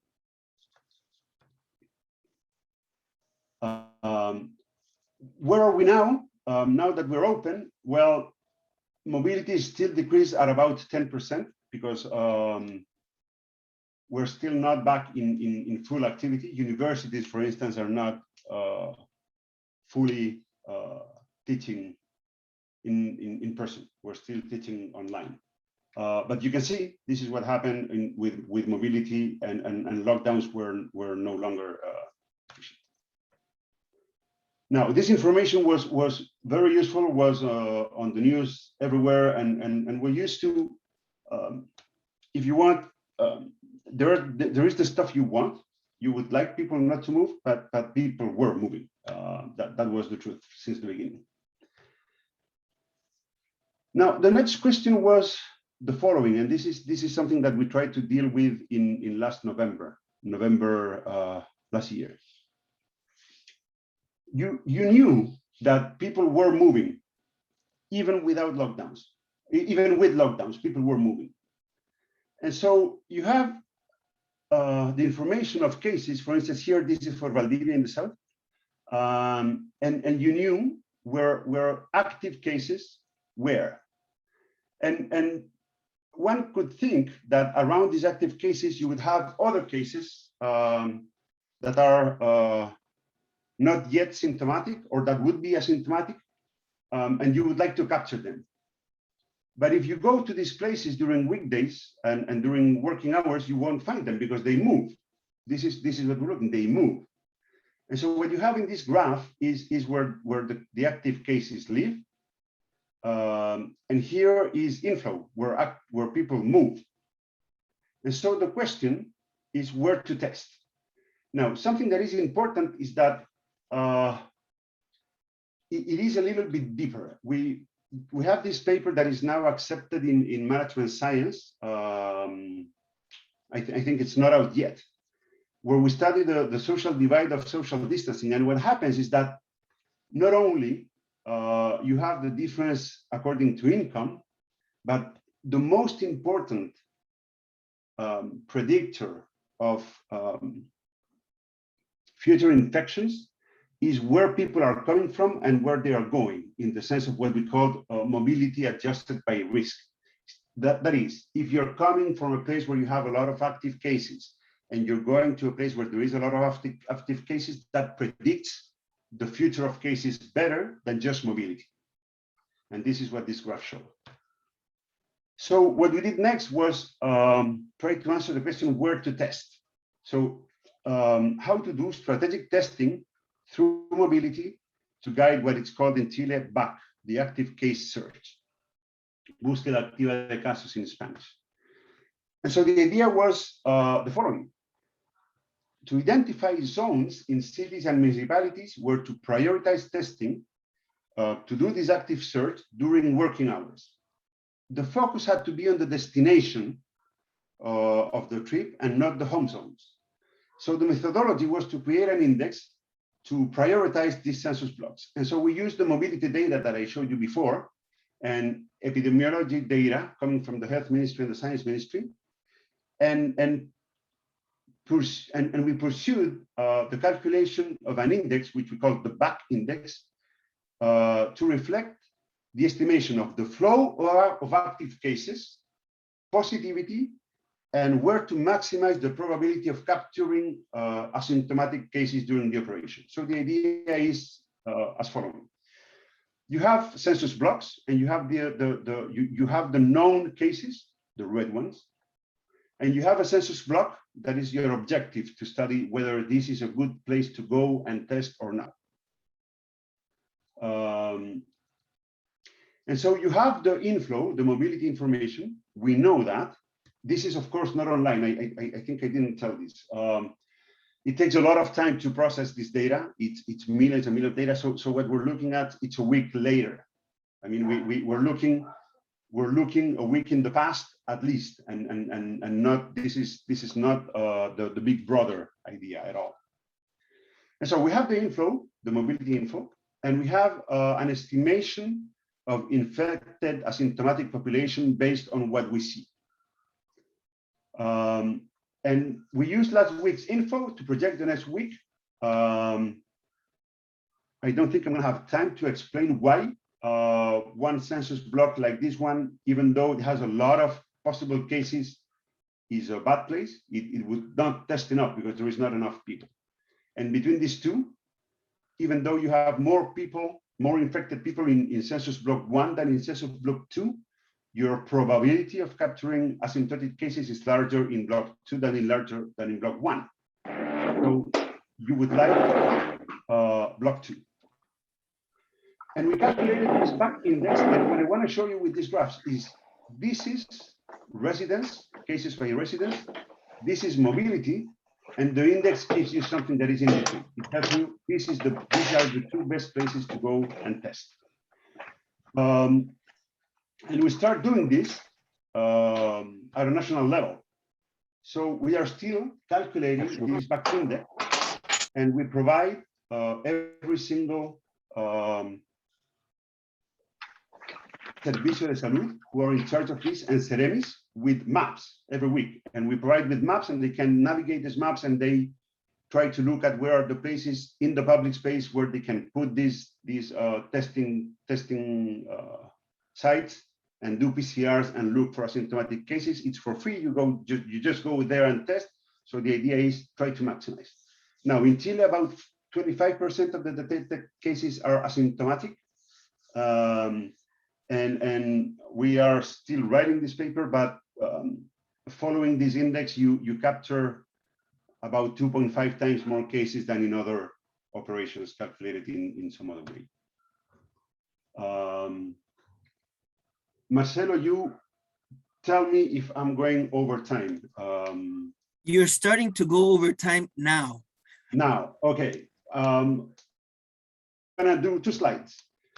What we found out was that we can get a sort of representative sample by testing in one small space, and so we decided to use these testing sites and start doing a sentinel system for IgG positivity with these quick antibody tests, and we were able to test at this point more than 90,000 people, and we were able to look at the seropositivity and the result of vaccination.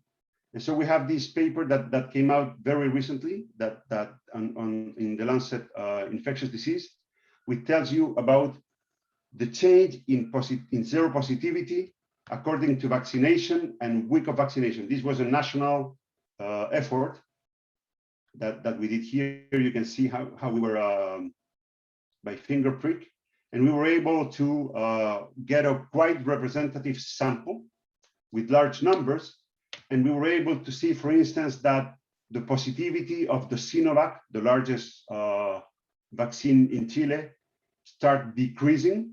I mean, you get the boost, great news, and then it starts decreasing after week 20 of the second dose, while Pfizer doesn't show that decrease in positivity after week 20. So today in Chile, we're doing booster shots for people with Sinovac shots and that have more than 5 months, I believe now. The good thing is that we're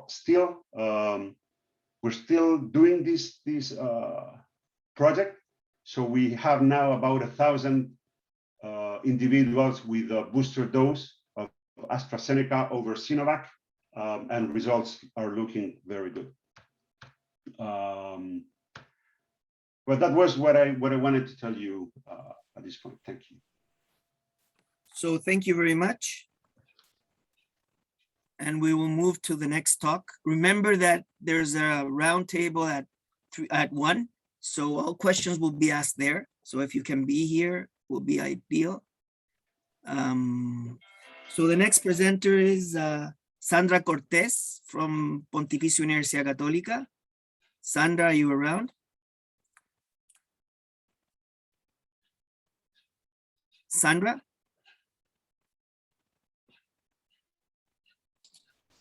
Okay. Thank you. Please share your slides. Okay. And,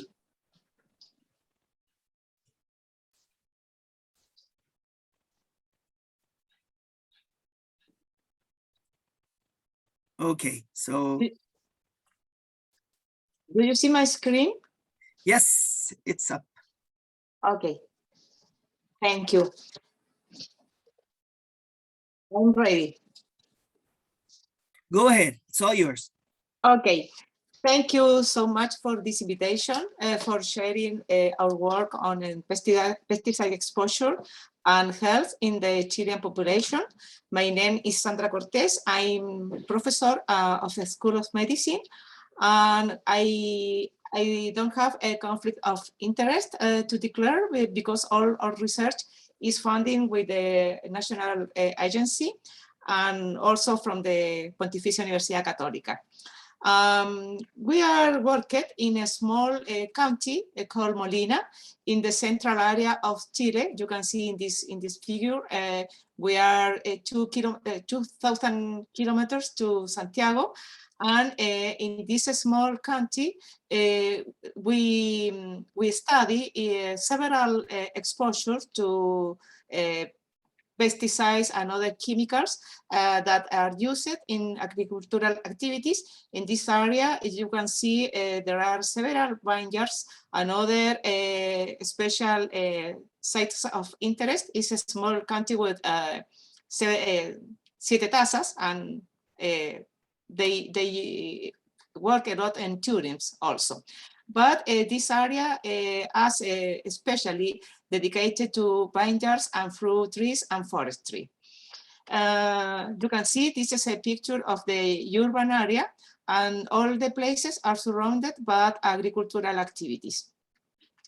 And in this area, we developed the Maule Cohort, MAUCO, and we started several years ago, starting with the building of the cohort with a module for health examinations and recruiting participants.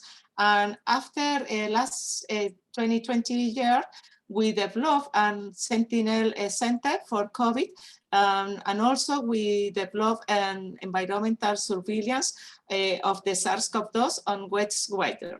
In this moment, we have information about 10,000 participants, and from them we have a lot of information about the health profiles and several exposure.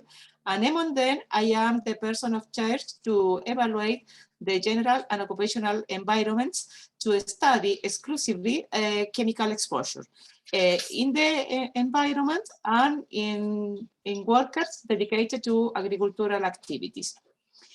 And we can share with you some general results about the pesticide exposure in air. And this is the county of Molina, the urban area, and we define several points to collect information, to collect air samples and soil samples. And you can see this is the preliminary results about pesticides and the highest level for chlorpyrifos and diazinon. They are especially used during all the years. And also we identify pendimethalin and other compounds like atrazine, simazine, and dimetoato. In general, in this area, the farmers use herbicides during all the year, especially paraquat and glyphosate.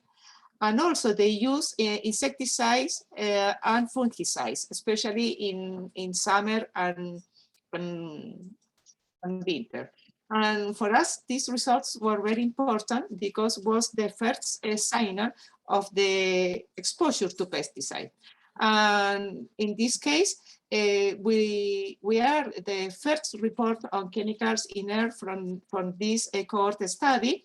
And also we are working in prepare other papers on exposure to polycyclic aromatic hydrocarbons and PCBs. This was a collaboration with the Universidad de Concepción and Resetox from Czech Republic. And also in the farmers, we identify several health conditions from the first 7,000 participants. We identify the agricultural workers, And among them, we could identify workers that report use of pesticides in indirect way, mixing or applied with several instruments.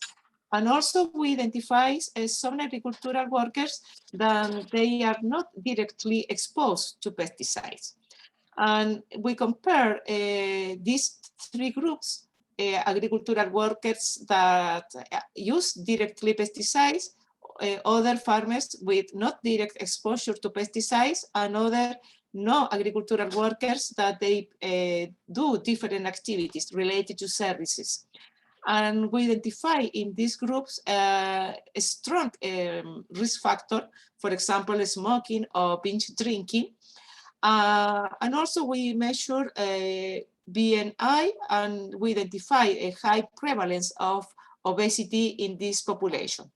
But regarding the exposure to pesticide, we identify that about 13% of the applicators are exposure, or they recognize exposure to pesticide at work, and also in general, they are exposed about 16 years, but the agricultural workers that not declare they use the pesticide, they identify also they have exposure in less proportion.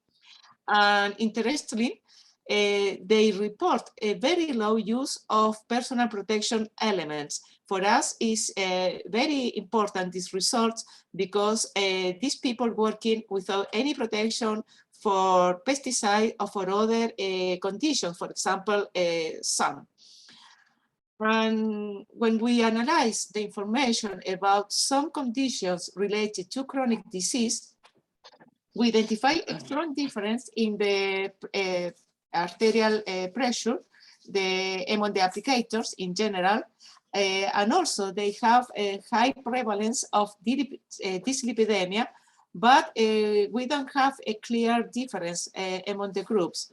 But regarding the metabolic syndrome, the applicators that we consider the most exposure groups show a difference regarding the other workers. When we did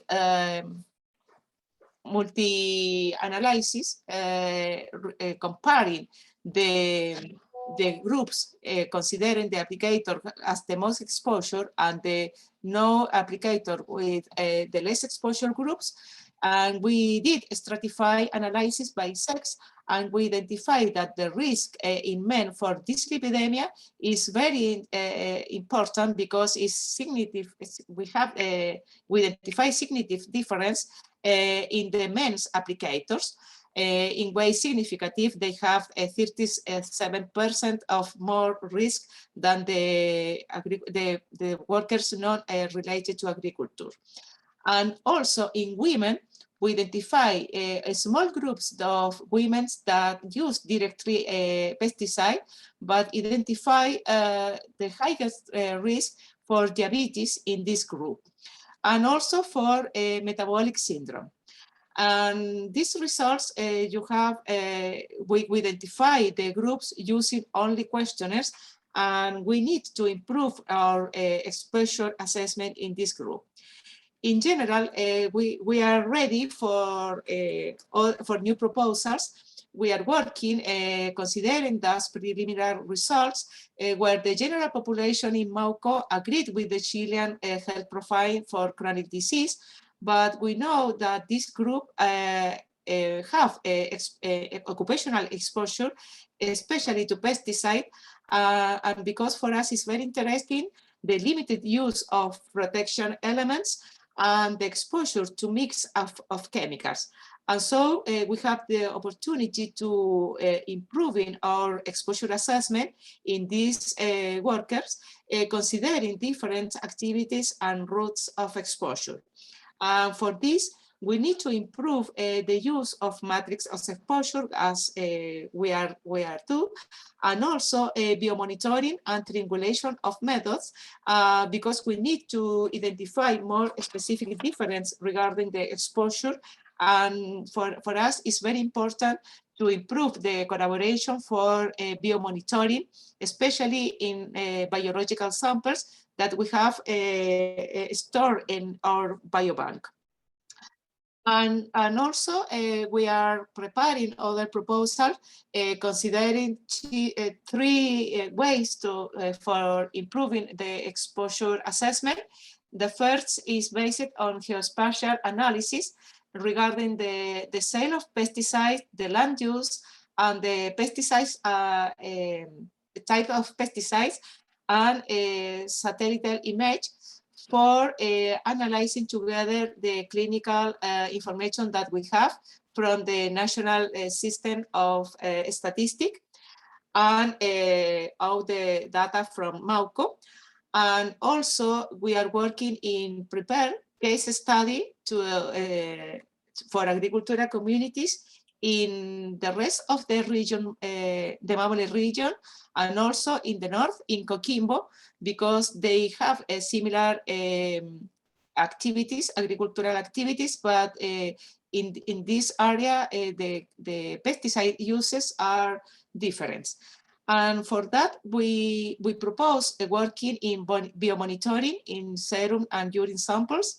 Also take dust samples from the houses, from the home, and measure some clinical biomarkers to combine with the information about work and residential exposure.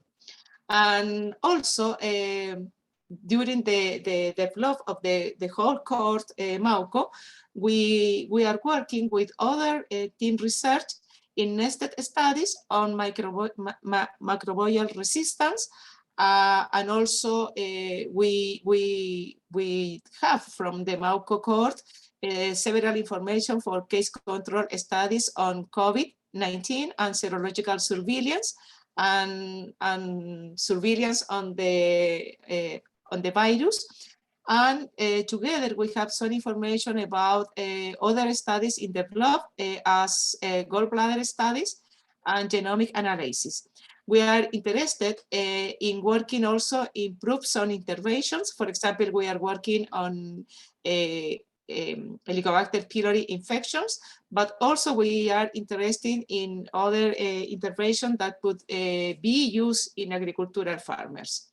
Our goal is to study the exposure to pesticides during the life course in this group, considering the past exposure to pesticide and the actual exposure, and estimate future exposure using modeling to population levels. And for that, we have a strong team. We are working with agronomists and other people from the environmental science. And the first publication about the cohort and some related effects were studies on depression and rural Chilean cohort. This is the baseline information about the complete Maule cohort.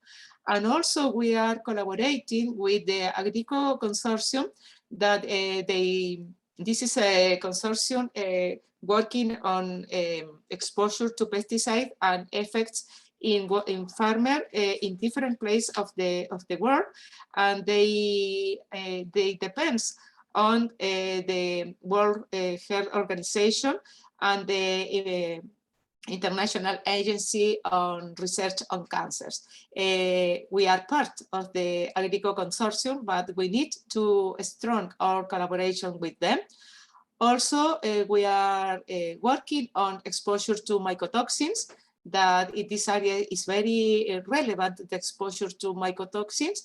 And also we are working in some recommendation for improving some policymakers related to the exposure to pesticides and improve the health in these exposed groups. With other researchers from other Chilean universities, for example, Universidad de O'Higgins, Universidad Católica del Maule, Universidad Católica del Norte, we developed the network for research in chronic disease in workers, in agricultural workers, by funding from the ANIT and the project REDES, where I am the person in charge. And you can see in this website our work in this area, trying to strengthen the collaboration with national researchers and also with people from other countries. And thank you for your attention. Muchas gracias. Merci beaucoup. We are pending of your questions. So again, I remind you that questions are at the end of the round table at 1 o'clock. So we go to the next presentation, which is going to be given by Rebeca Martinez de la Universidad de Concepción. Are you around? Yes, I see you. So please share your slides. Good evening.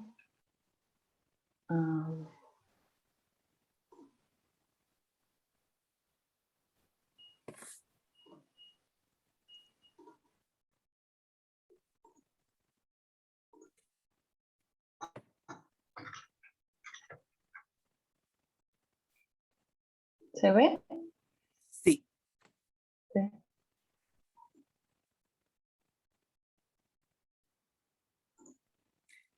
All yours.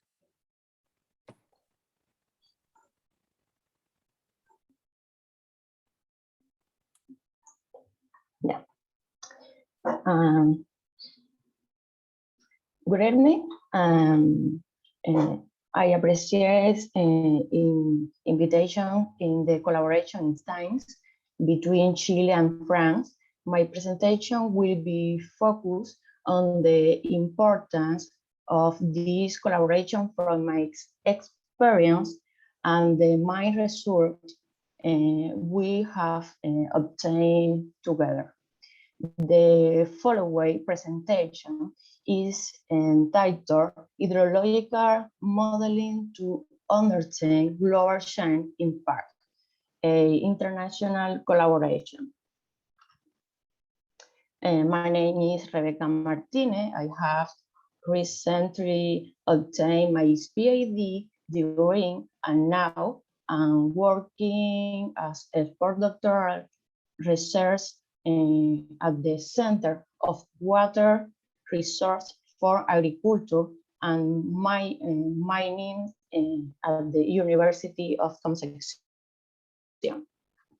From 2018, as a result of my doctoral investigation, I had the opportunity to contact the research group of the Laboratory of Functional Ecology and Environment in Toulouse, France. Among the main research topics that are developed from this collaboration are the listed here. Land coverage chain, climate change, ecosystem service, nutrients transport, hydrological modeling. At this instance, the collaboration group was started initially by Professor Mauricio Aguayo, Jose Miguel Sanchez, and Sabine Sauvage. Dr. Mauricio Aguayo was at this instance the supervisor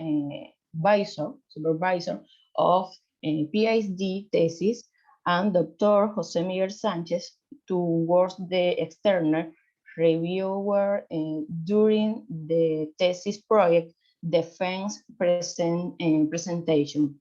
The object of our collaboration was to apply advancing hydrological modeling technique to unveil the effects of the land cover and use change and climate change in the water regulation in Chile watershed. And I was invited to the Laboratory of Functional Ecology and Environment in Toulouse, France. As consequence, I visited the laboratory twice, and two doctors interested in 2018 and 2019 were great collaboration network was really started. A large multi-interdisciplinary group was the start with more than 10 doctor and postdoctoral research from various parts of the world, obtaining vast experience and sharing different research techniques. We present the first research result in 2018, where we were invited as a group to a congress in Belgium, where we were recognized for the result obtained and the theme of the year. In 2020, we published a paper on the water research journal from MDPA editorial house. The paper was entitled Effects of Land Use Cover Change on the Hydrological Response of a Sur-Center Basin of Chile. The main result of the research were the creation of land cover use map for a coastal basin in Sur-Center Chile, where it was possible to demonstrate through hydrological modeling how this change in land use cover work after the components of modeling and seasonal scale of the hydrological cycle. A strong influence between change in land cover with decreases in flow in the area was Hobert in the work. And on March 2021, we published another paper invite from the editorial house. This time the work was entitled Estimation of the Climate Change Impact on the Hydrological Balance in Basin of Sur-Center Chile.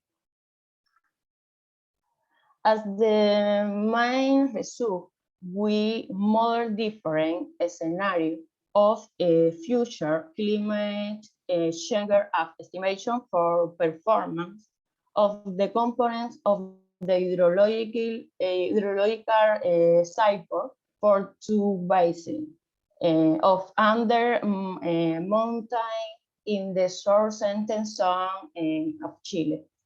At the moment, we are still conducting investigation, taking part of my doctoral project following a similar research topic. The investigation was funded by different projects such as ANID, National Doctor Project, BRID Enlace, Internal Funding Ecolab Laboratory, and ANID Fundap. However, its collaboration was more than work. We formed a great group of colleagues and friends. It is here the bigger importance of this instance of collaboration. Thank you very much. Thank you very much for your presentation. So could you please stop sharing? There we are. So to finish this session, it's my turn. So I was selected to present the work we've been carrying on with Dr. Bruno Sargay since a long time ago. So I'll tell you a little bit about our collaboration. So let me see if I can get this started. Basically, my laboratory is interested in viruses and the association of viruses with its host and with the cell. So we're seeing this in two different aspects: host as a whole body in an organism, and a cell. And within the cell, we look at different processes. Basically, we look at innate immunity. And what I'll be talking about now is we look also at protein synthesis. So what is protein synthesis or translation? It's the step where the messenger RNA is being decoded. Now, this is very interesting because no virus brings anything associated to this mechanism of decoding of the messenger RNA to generate a protein. Basically, what it does when the virus infects, its messengers compete with the cellular RNA for the same machinery. What is also interesting, and this is why we study this, is why many viruses actually are capable of taking over the translational machinery during infection. So what we're seeing here is a typical case of polio virus. So these cells are labeled with S35 methionine, and what we see is a smear. What does this smear mean? This smear means that a whole bunch of proteins are being synthesized by the cell at this moment. Nonetheless, when we infect the cell with polio virus, I lost the pointer. You still see this? Sorry. Okay. So when a polio virus infects the cells, we can see that 1 hour, 3 hours, and 5 hours post-infection, already between 3 and 5 hours, the cell is mainly translating viral proteins. So that means that the cellular proteins are not being translated as efficient. So the virus within 2.5 hours is capable, or 3 hours even, is capable of taking total control of the translational machinery. Now, this is not restricted to polio virus. We see that other viruses do the same thing. And I just want to point your attention to HIV. HIV is the virus that produces or associates to AIDS. We can see that HIV during its infection also reduces protein synthesis without affecting its own protein synthesis. So we're interested in understanding this process of how viruses are doing that, and we use different models. So we are studying hantaviruses, we're studying retroviruses, which I represent here with HIV, and we're studying flaviviruses, which I represent here with hepatitis C. Now, translation is a complex process. It's a cyclic and complex process. Nonetheless, all the regulation mainly takes place here at the initial stage. Initiation of protein synthesis is where most of the translational regulation takes place. And this process, what does it imply? It implies the recognition of the messenger RNA by a protein complex that brings in the 40S ribosomal subunit to the messenger RNA. So how does this work? Normally in cells, we have this protein complex that recognizes the 5' cap structure present in all messenger RNAs and brings in the 40S ribosomal subunit. Once the ribosomal subunit reaches the RNA, it scans until it recognizes or identifies the initiation codon where the ribosome is assembled. Once the ribosome is assembled, we have the elongation step where the polyprotein is being synthesized. And then we have a stop codon, and this deassembles and the process restarts again. So regulation takes place in this part, from the recruitment of the 40S ribosomal subunit until the recognition of the AUG, the initiation codon. Alternatively, RNA structures are able to do the same thing. These RNA structures are internal ribosome entry sites, or IRESs, and they basically recruit the 40S ribosomal subunit independent from the 5' cap structure. And then After this, they can recruit the 40S ribosomal subunit directly over the AUG or upstream of the AUG. In the second case, you'll have scanning until the AUG, and then we get assembly of the ribosome, and then elongation, and then the process continues the same.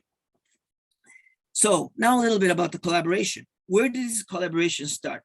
This collaboration started around 2006, 2005, 2006, when a common collaborator, Theo Ullmann from Lyon, he's from the INSERM in Lyon, basically he invited Bruno and myself to participate in this review, which was at the time really controversial, translational control of retroviruses.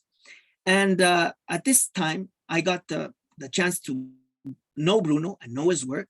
And basically, this review summarizes the problems we had at the time. That is what we didn't know at the time. So basically, I just exemplify this figure which I take from the review, and we have that this is HIV, full-length messenger RNA. It has a cap. It also has an IRES in the 5' UTR, and it also has an IRES within the coding sequence.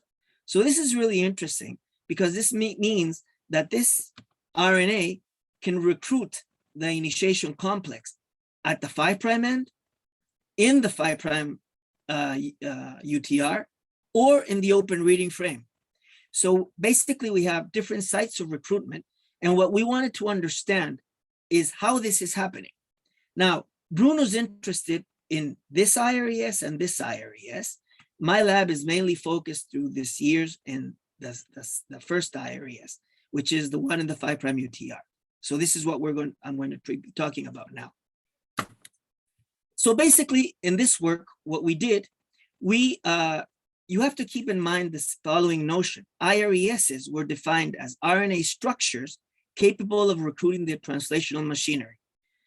So basically what we did here, we wanted to identify why this IRES was functional during certain periods during the virus replication cycle.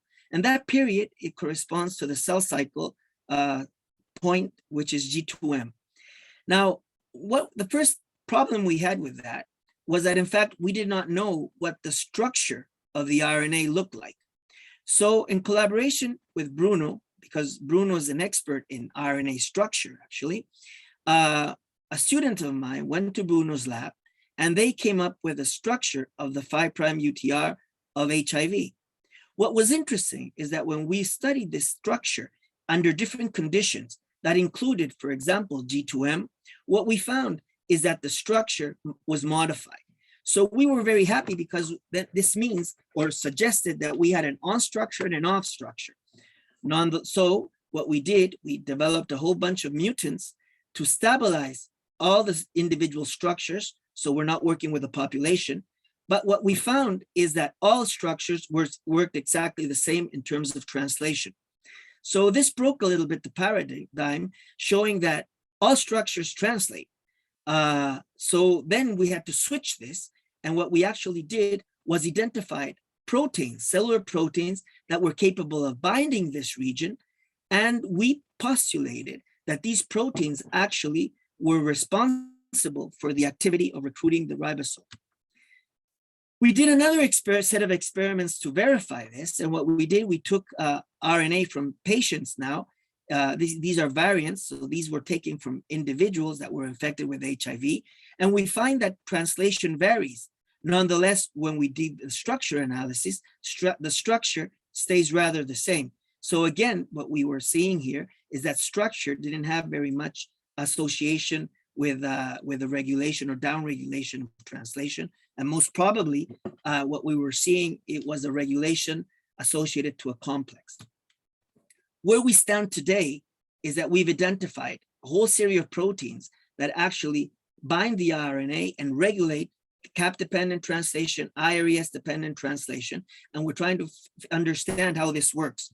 So the model that we're working on today is that cellular proteins actually bind the RNA, structure the RNA, make it functional from the point of view of recruiting the translational machinery, and then it can be fine-tuned by modifications, post-translational modifications of these proteins. So we didn't stop there. Basically, we've been extending these studies to other IRESs. And what I'm going to show you now is the hepatitis C IRES. So we had this study showing that as not only structure defined the function of the IRES of hepatitis C. So we didn't understand the process. We didn't understand what was going on at this stage because we only could see that different mutants had different activities despite the fact that the structure was conserved. So we postulated several mechanisms to explain this. Then what we did with Bruno, basically, was to analyze the structure in full, but also include the analysis of the structure of the ribosome. And what we found is that, in fact, association of the RNA, the viral RNA, with the ribosomal RNA induces modifications to the ribosome, which are important for translation. So this is really important, interesting to see, because normally in a eukaryotic system, RNA does not interact with the ribosome. In this case, what we're getting is that the viral RNA establishes interaction with the ribosome. We could define a whole series of interactions between the ribosome and the RNA and explain that the mutants actually did not induce modifications required for the ribosome to actually work. So what we're seeing here is the viral RNA, and we're seeing points where the viral RNA induces modifications, which are important for the process of translation. So the other thing we've been doing here is exactly the same, but with another virus. So we've been studying the protein HBZ from HTLV. And basically this protein is synthesized by an RNA, which is synthesized in the antisense way from the proviral RNA, DNA, sorry. So basically we have an antisense RNA, and we were trying to understand how this RNA actually works in the cell, because this protein is associated with pathogenesis. That is, if a patient expresses this protein, most probably he'll have a disease outcome. Rather, if this protein is not expressed, he will have the virus, but in a latent state. So Bruno's lab actually identified the structure that was responsible for the recruitment of the ribosome. We could analyze this. And what was interesting is that we could also identify proteins that were important for its function.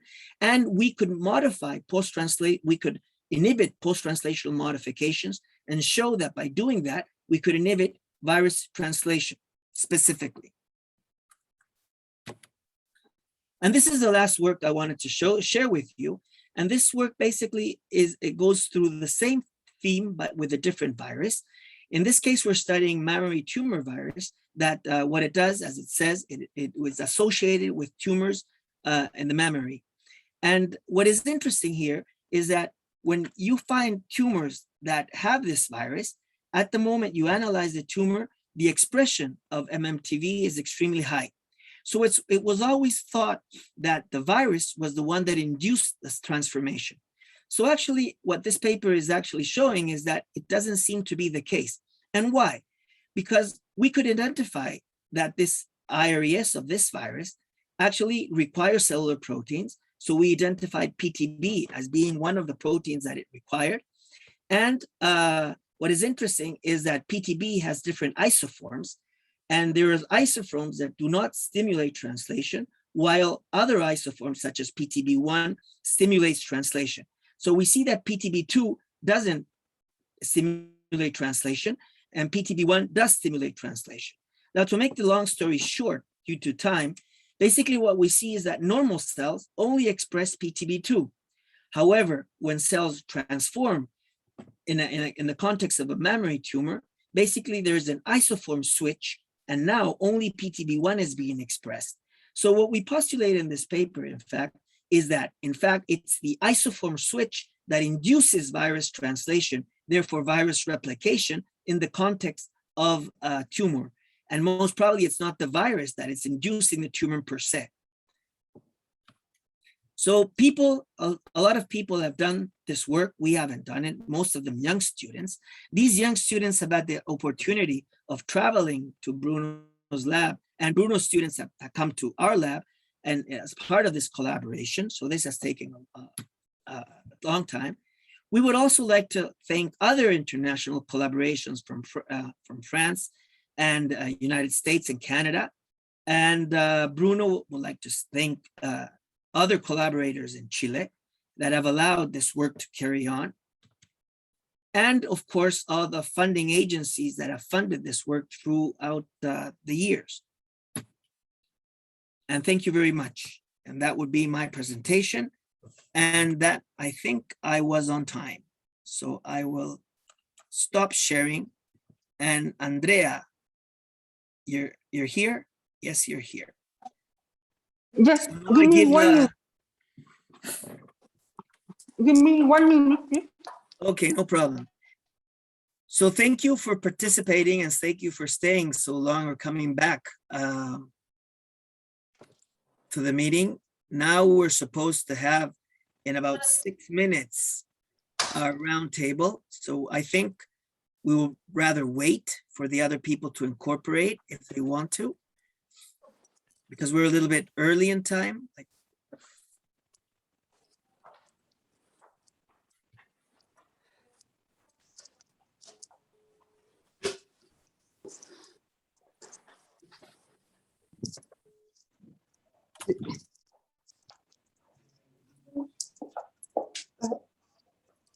Hola, buenas tardes.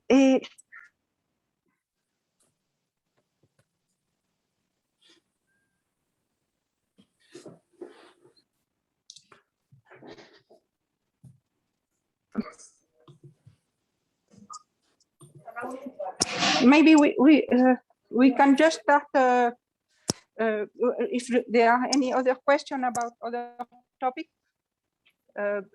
Okay, so you want to start with, so anybody has questions if for you can any, start. so anybody, now questions can be asked. So if you have questions for any of the presenters, please feel free to make them.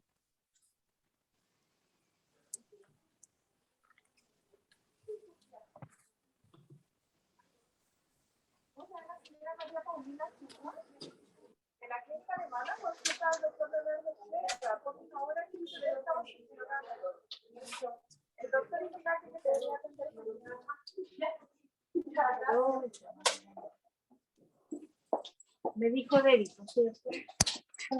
Hola, ¿cómo estás? So maybe it would be nice to start by turning on camera so we can see each other at least. Yes. Okay, I have a question to Philipp Hobert. Okay. So it's about which is the main barrier to collaboration with technology when you try to implement a test developed with, for example, teleneuropsychology or a serious game to develop to improve assessment. Which could be the most important barrier to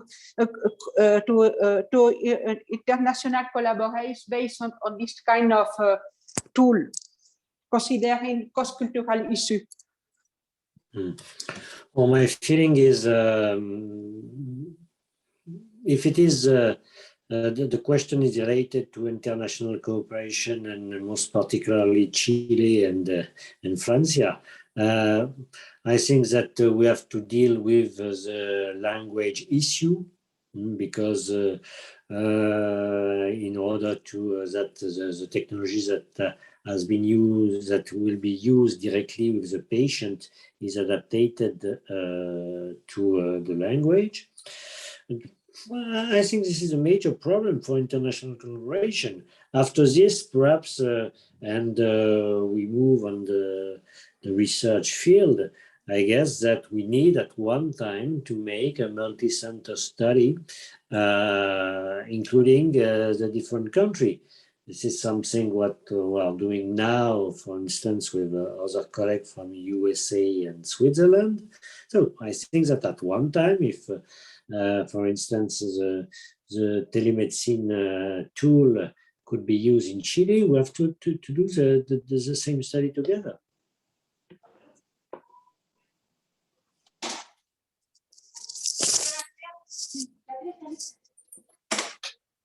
I don't know if anyone has another question.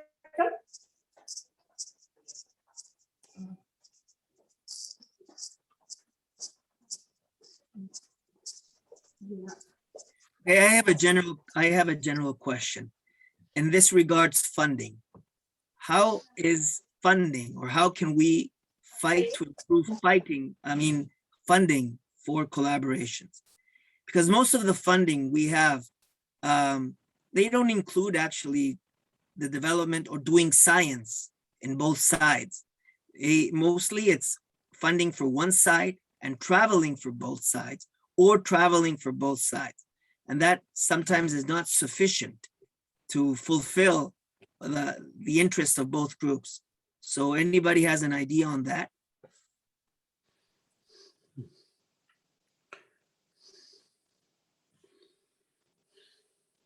I think that Philippe, speaking about the technology, I take the experience we did with Andrea. So we obtained, as you mentioned, some funding for travel, but I guess it's not enough. Perhaps we have to find in other type of funding, not only the France, Chile, or but in other type of funding related to a specific topic. For instance, I'm sure that in technological support, we could find either at the European level or at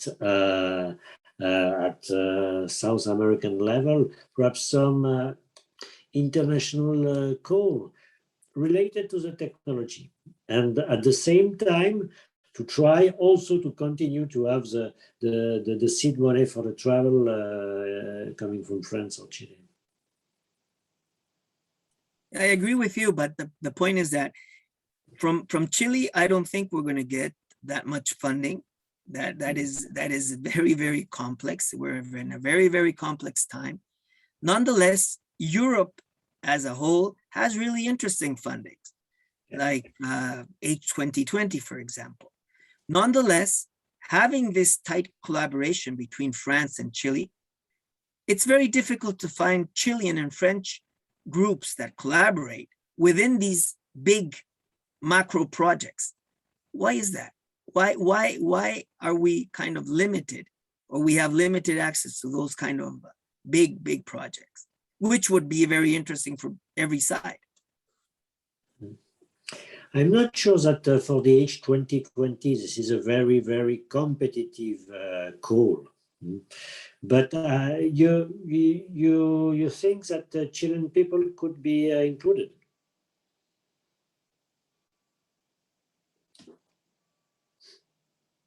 Mike? No, for the 2020, they can be included. They can be. Yeah, but there is some, I'm thinking about the EIT, for instance. Mm-hmm. This is in the technological field. But I think that we can have some collaboration abroad from Europe.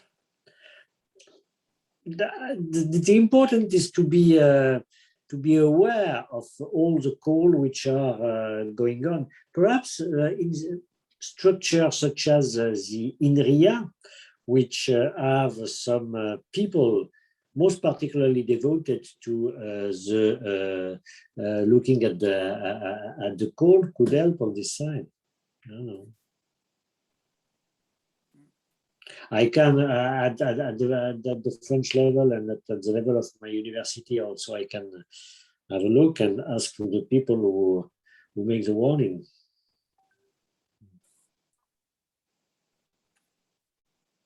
Any other question, comment?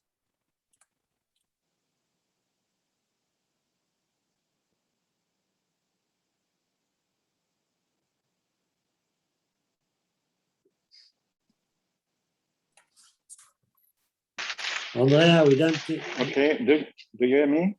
Yes. Yeah. So I'm Jean-Stéphane Dersin from CNRS. So at CNRS, we have some calls. So you can use this kind of calls. After that, there are specific calls. It depends on which topic. For example, for computer science or for mathematics, you have calls which are Matam Sud or Sticam Sud or Climate Am Sud, but it's not exactly health, but it can be related. And so at CNRS, if you have a French collaborator, they can look at the course sent by CNRS, and you can apply to this course.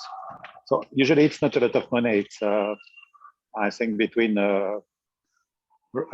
around between 5 and 15 euros for the French part every year. So it's not a lot of money, but if it is only for traveling, it's okay. Yeah, but sorry, I think that Marcelo pointed to a very important point, but because most of the funding is to of the collaborative funding is to travel, but the problem that how do you do research? And for example, we are quite we are a high-income country, but the investment in research in Chile is quite low. So one of the problems that how to find funding that improve to build research capacity in both to do research, not only to travel. And I think it's a problem in the way collaboration is funded now. It's more for the travel. So what you want is to hire people, for example. Yes, absolutely. To do research, you need to. Yes, at CNRS, we don't have any solution for that. So we have solution for PhD, we have PhD scholarships, but at research level, we have nothing. But Philippe was speaking about Europe. So now Horizon Europe, you can apply to this program. I'm not sure that it's very easy because usually it's very complicated calls, and you have to know very well the subtleties of Europe to apply to these programs, and I think that they are quite competitive. So I don't have a lot of solution. In fact, I don't have any solution for you to hire people. Sorry.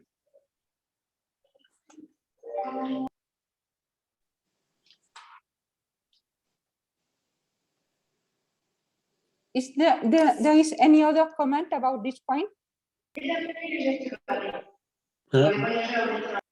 Sandra, could you? Yeah. Thank you. Yes, I'm very grateful for this conversation because for us, we are working in population health, and we need to measure different compounds or different biomarkers related to chronic disease. And for us, our national labs are not prepared to analyze or to make all the analysis we are interested because we don't have all the technologies in for country, and also they are very expensive. And in this case, I don't know how possible it is to try to obtain some funding for develop or also national technologies at our universities, but also we need to prepare more people, more human resources, more students at different levels. And we have, for example, from MAUCO cohorts, strong possibilities to act as a good platform for working in this issue, but for us it's very difficult with the national funding.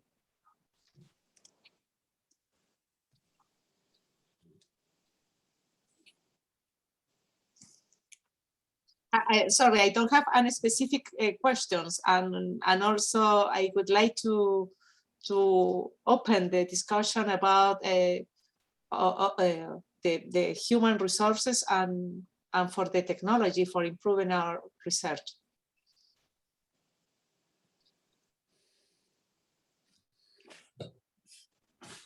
Andrea. Another option, Philippe, obviously is for hiring engineers, for instance, for development, is to find the possibility to have a doctorand, for instance, working on this, but but this is also complicated because the doctorand have perhaps not the maximum expertise in developing or in working on a specific application. But this is another option, and it's perhaps more easy to obtain a grant for doctorand. I don't know, in Chile. Concerning that, because indeed the people from Chile, we are complaining because funding don't fund research. Sorry, but at the same time, so we are asking what if it is possible that research can be funded to apply to some way that research can be funded from Europe or from France.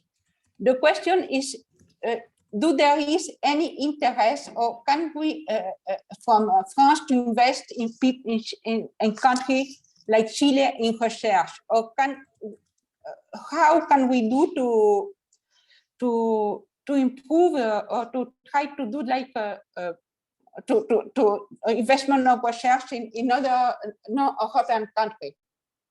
There is interest, there is a way to change that.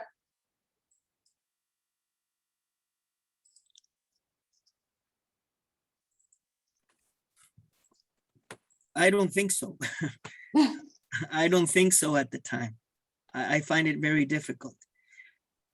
I think that that's why individual collaborations will still be the theme for a while, because they're based on mutual interest. And I think that's the only way to go at the time. The wisest way to go, I would say, and the most easiest and fastest way to go.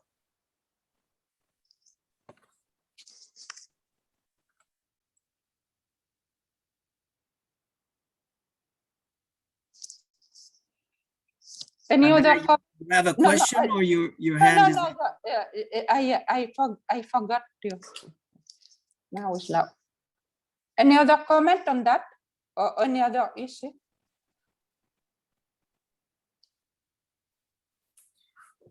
So if there's no comment or no issue.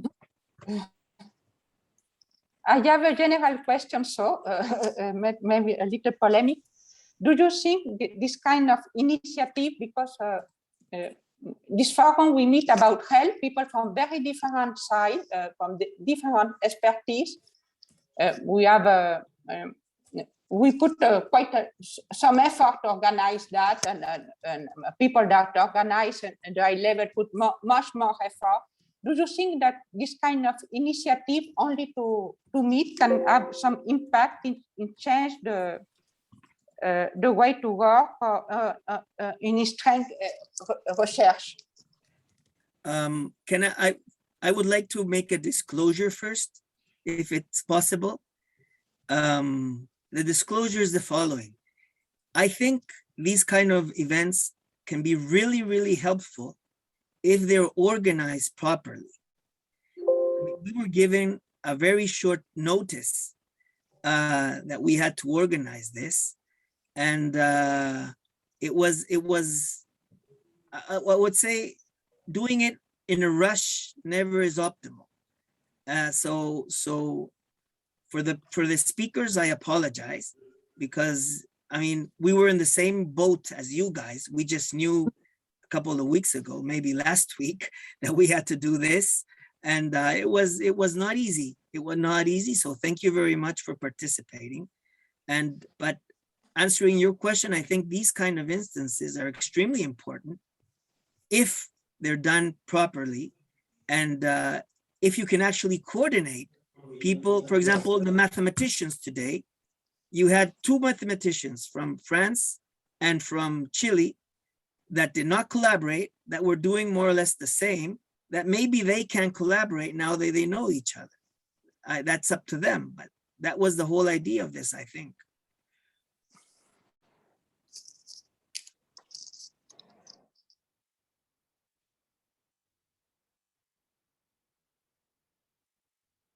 Yes, thank you for this comment. I guess that this is always difficult to organize something like that, and we have to take the experience, and perhaps to thank to another meeting and taking more time, and perhaps also trying, because this is the first round, and to look what people are doing, and that's very good, you know.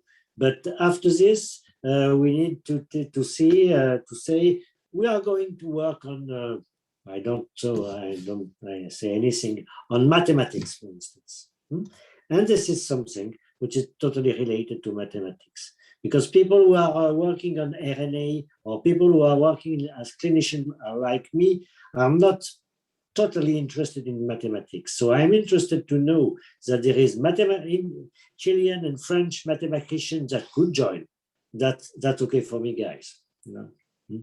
But I would like to know what's happened at the memory center, and so perhaps also in all this field to decide and to say we take a top 3 or top 4 of the topic to be studied. I don't know. Yeah, we didn't have any of that information, I have to say. we were told, here's a list. These are the people you have to contact and do your job. So that's what we did, or you were contacted directly by CNRS. I don't know. So yeah, but I would like to comment on that also, because this is not the first forum. This is the third forum. So, but this is the first one that's done by Zoom. That's the difference. So previous forums, of course, you had to get your ticket to go. So that means that it had to be organized in advance. You see, so you're not going to bring somebody in if it's, so the work was done just to pair people up. I understand. So it's, yeah, it's, it was tough this time. We're learning. This is pandemia. Yeah. That's right.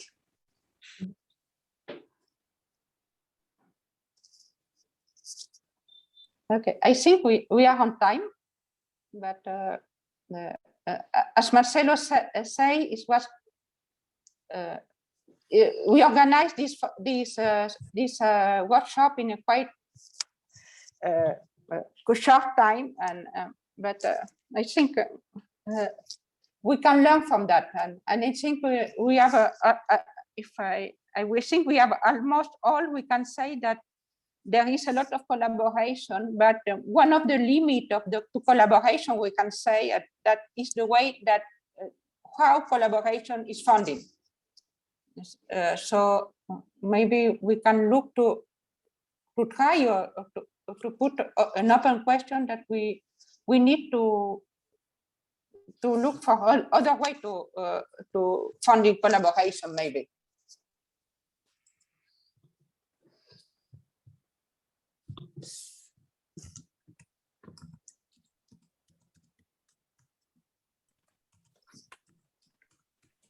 So I think we should leave it up to here, maybe? Absolutely, yes, we are.